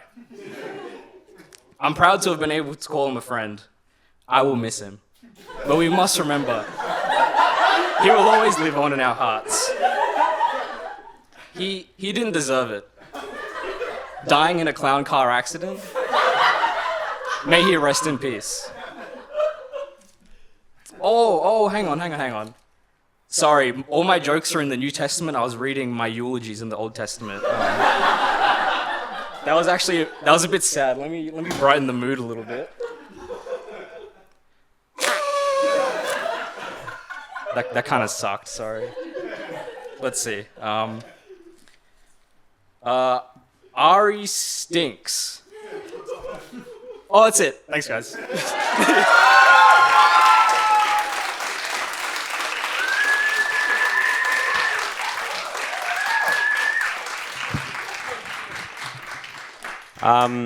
Leviticus 15:12, I know it very well. So our next act comes from a person who I've become very close friends with in the past couple of years, and unfortunately, they have also started dating another one of my very close friends, and that is a risky move, guys. I told that little story to a friend of mine, and he said, "Oh, but you never tell them." I was like, "No, I have told them. And I would probably tell a crowd of people if I had the opportunity." And, you know, like, I'm happy for them and everything. It's just that as soon as I start to see the recession signs, I'm going to be printing money into that relationship with, like, "Oh, you guys are so cute together. Oh my God, power couple. Oh my God, if you guys broke up, I would probably just have to kill one of you. 50-50, I'm not sure." But enough about her relationship. Please all welcome to the stage my friend Lauren Taylor.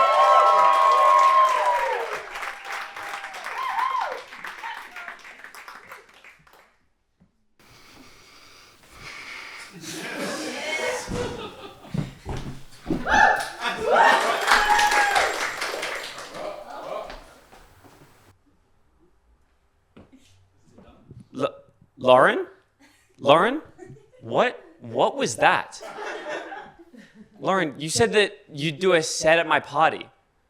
You said that because we were like such good friends, you do a set at my party. Like, I even offered to help you, and you were like, "No, Ari, oh, I want it to be a surprise. Yeah, I think it'll really knock your socks off."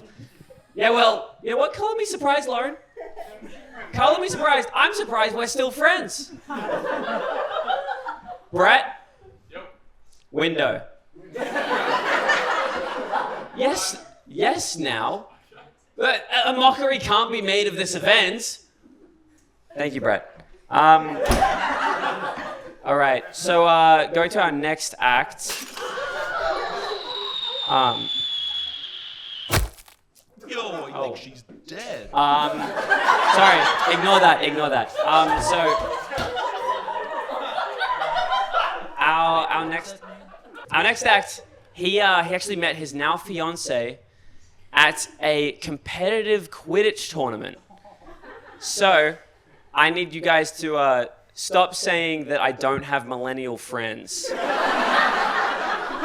Please welcome to the stage my friend Cooper Fitzgerald.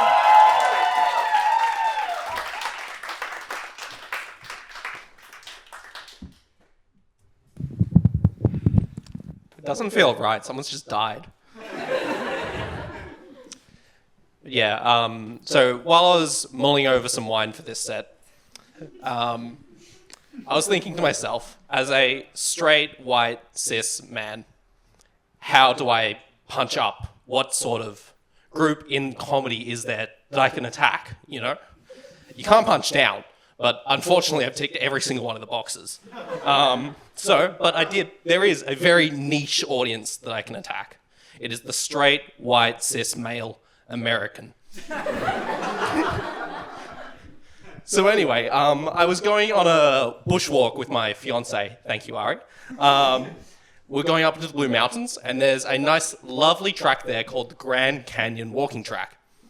As I am involved in some niche online subcultures that have some Americans in there, I've got some group chats. And anyway, send them a photo at the top of the trail. Lovely, luscious green backdrops, nothing like Arizona. And it says Grand Canyon Walking Track on it. And I say, I'm going to the Grand Canyon today. It's a 3-hour walk, in and out. Lovely, stunning scenery. If you haven't gone, I highly recommend.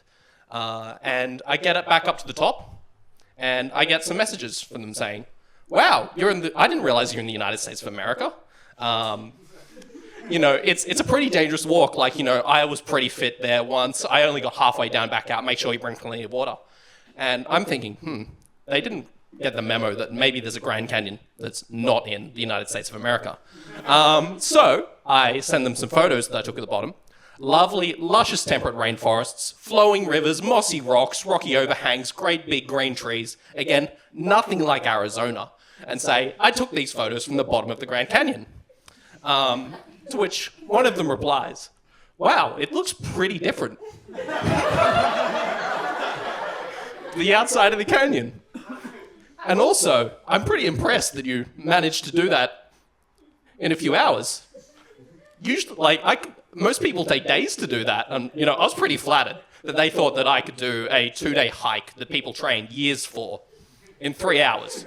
But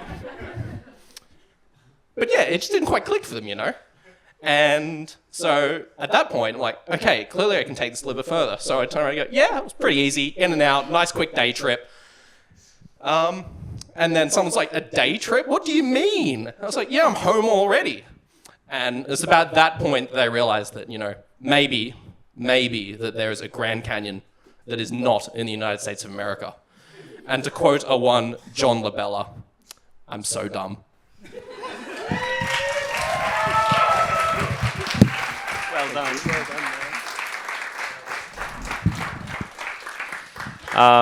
This final guy's first name is Izaac, spelt I-Z-A-A-C. I thought that this was going to be some cultural reason, or maybe parents just trying to fuck the system and stuff like that, or maybe even wanting him to be bullied in high school. But in actuality, I asked him about it, and it's because in the hospital, Dad forgot how to spell Izaac. I sent this intro to him last week, and then he said, Ari, you spelt my name I-Z-A-C-C. So I think I'm going to name my kid Lom or something, I don't know. Please welcome him to the stage. He's going to be doing a guitar song. Can we get Caspar to come, set up a guitar and a mic stand? Thank you so much. Yeah, I feel like clapping for the entire time might take a little bit too much, but please welcome to the stage. It's Izaac. Woo!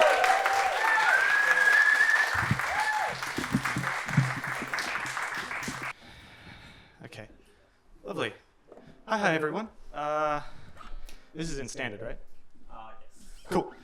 Okay, so unfortunately I'm not funny enough to make jokes, so I've got a little song for you guys.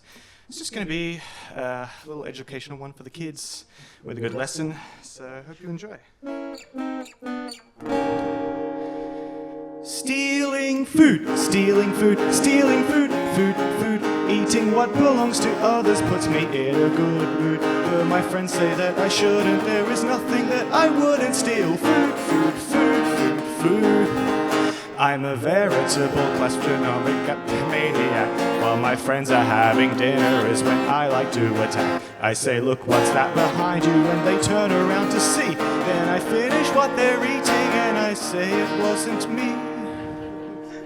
Stealing food, stealing food, stealing food, food, food. Chiefing chips and pinching Pringles puts me in a good mood. Food is so much more delicious if my friends are all suspicious. Stealing food, food, food, food, food. Just move up there, okay. Alright, now the most efficient way to satisfy your appetite is to eat from your friend's cupboards in the middle of the night. But no matter if you're tempted, you should never take the lot. Leave the packaging behind, remind them what they haven't got. Stealing food, stealing food, stealing food, food, food. When I risk it for a biscuit, then I'm in a good mood.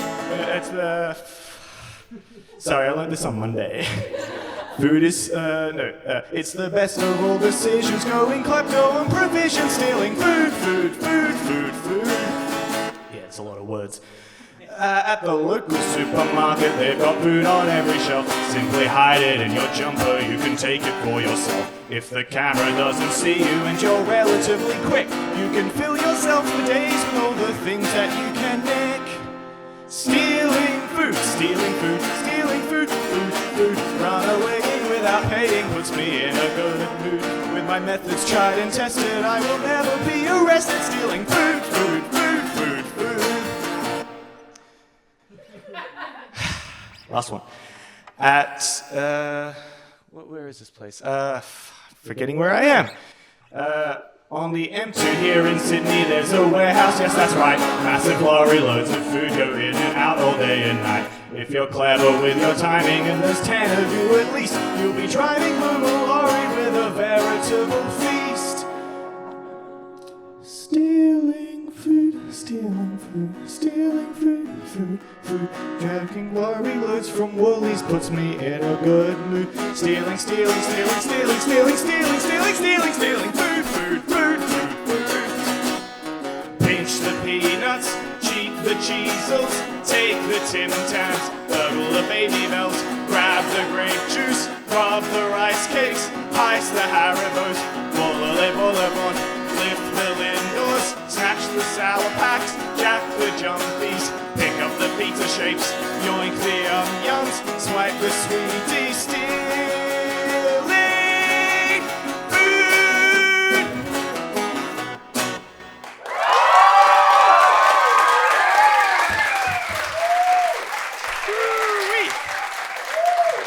All right, now I need help getting down. Thank you.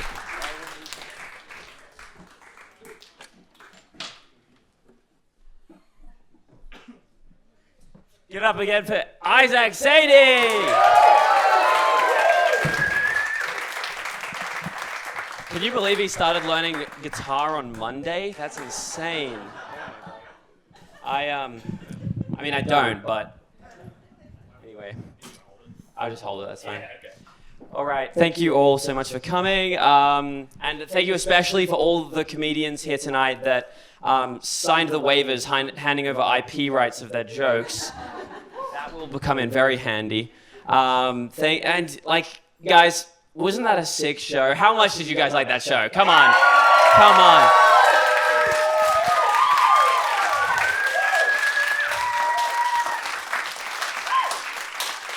I'm sorry, I guess I wasn't specific enough. I meant like how much did you like that show? Like okay, Mim, I'll ask you. Mim, how much did you like that show?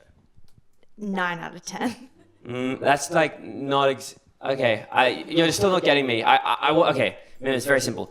Okay, you have to take out your wallet and then tell me how much you like the show. Let me know. $9. $9. There you have it, folks. The crowd has spoken, and none of you will be let out until you've paid the retroactive ticket price. Thank you so much, Mim. Can I get a show of hands? Who here unironically drives with 2 hands on the steering wheel? Wow. Wow. Oh my gosh. Okay. Like, I respect doing it for the bit. That's hilarious. Don't get me wrong. But like 2 hands on the... Who do we think we are? We're in like Formula One. How many muscles do you need to turn right off of Missenden Road? Like it's pretty straightforward. Like it's just so. What irks me is it's so performative. It's like who are you doing this for?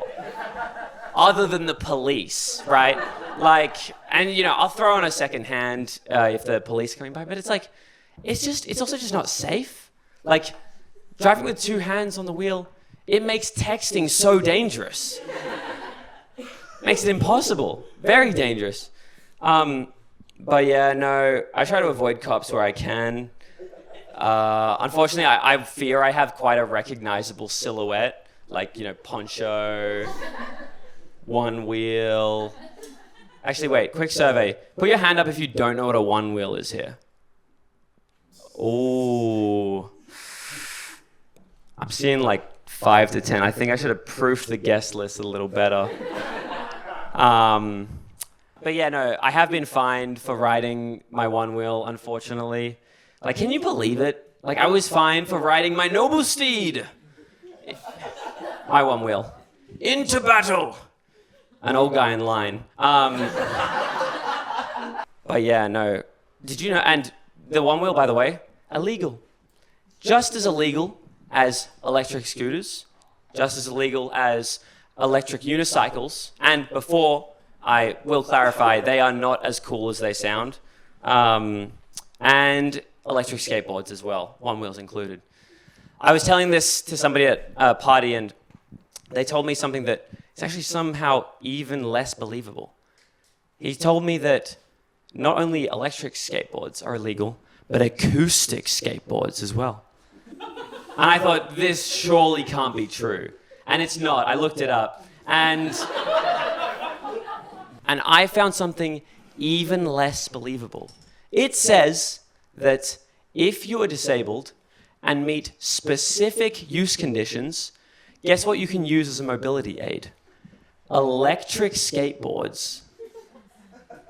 Can you imagine Granny just like she's in the Australian luge team, just out of my way, past all the puny kids on their kick scooters, and it just blows my mind because, I mean, at least, but thanks to that liar, I did learn something. I learned something very good. I learned that one-wheeling is actually legal. All I have to do is prove I can't stand. Which is quite doable, because it's true, I can't. I can't stand walking.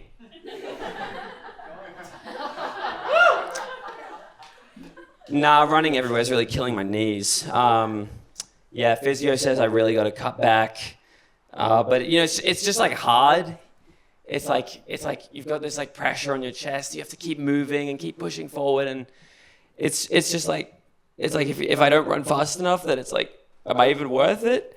And there's just like this fear that if I do slow down, then like I'll just be left in the dust.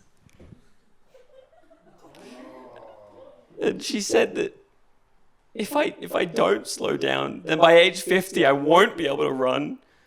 By age 65, I won't even be able to walk.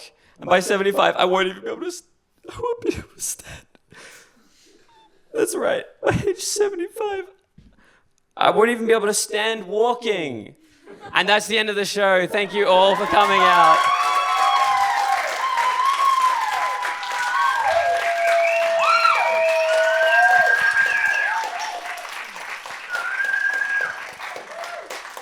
That was a weird one to end on, but I thought it was, I thought it was funny enough. I would like to say a couple quick thank yous. Thank you so much to Chalee and Dad for sorting out all the catering and all the food. It was incredible. Thank you so much for, that's a good point. I'll end with their names. Thank you for sorting out the catering. Please give a cheer for my dad and Paloma's mom, Nick and Charlie.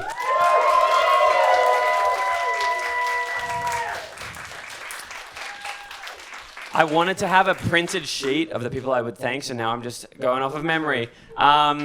For setting up, jury rigging, the craziest audio setup. Oh, wow. Something just came across my desk. It's not related, no. Yes, thank you for setting up the very jury-rigged audio, very jank, very last minute. A true professional. Please give it up for Caspar Nivison-Smith.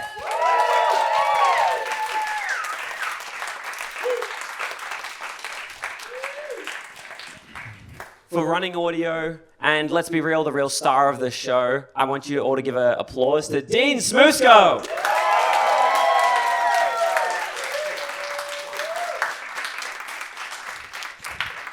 I would also love to thank my mum's ex for forgetting that he lent me his light bars and not calling me back about them. So I'm not going to say his name because I really don't want this video to come up on his algorithm or something, because they're pretty good.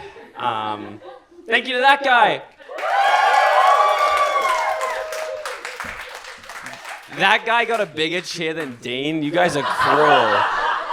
Fucking hell. Thank you. This person set up all the incredible lights for the stage, for the fairy lights, everything around, including this very professional backdrop. Please give it up for Henri Collier.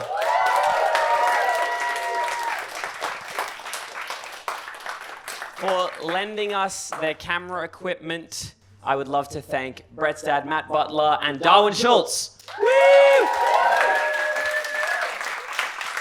And for running point on video so well that, well, actually, I haven't edited the video yet, so let's hope it's good. But for running point on the videography so well that I don't even have to think about it, they just got it done. It's Scarlett Potter, Brett Howard-Butler, and Finn Swift.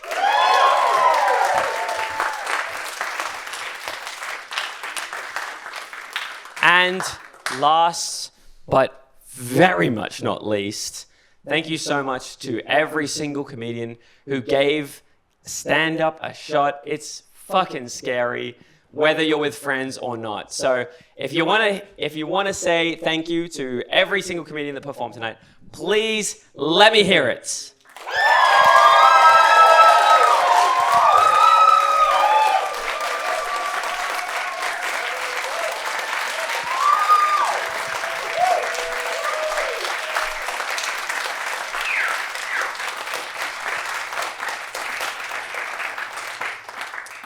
I wanted to join in, but I didn't want to overpower you guys. That was very nice. Thank you all for coming to this party.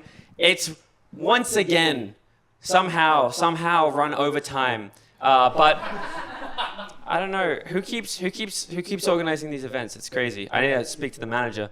Thank you so much for coming. It's late. It was a very fun show. You guys, the audience, also made it. So get home safe. Sleep well, and I guess I'll see you in a year? That's nothing confirmed. Have a good night, guys. Bye.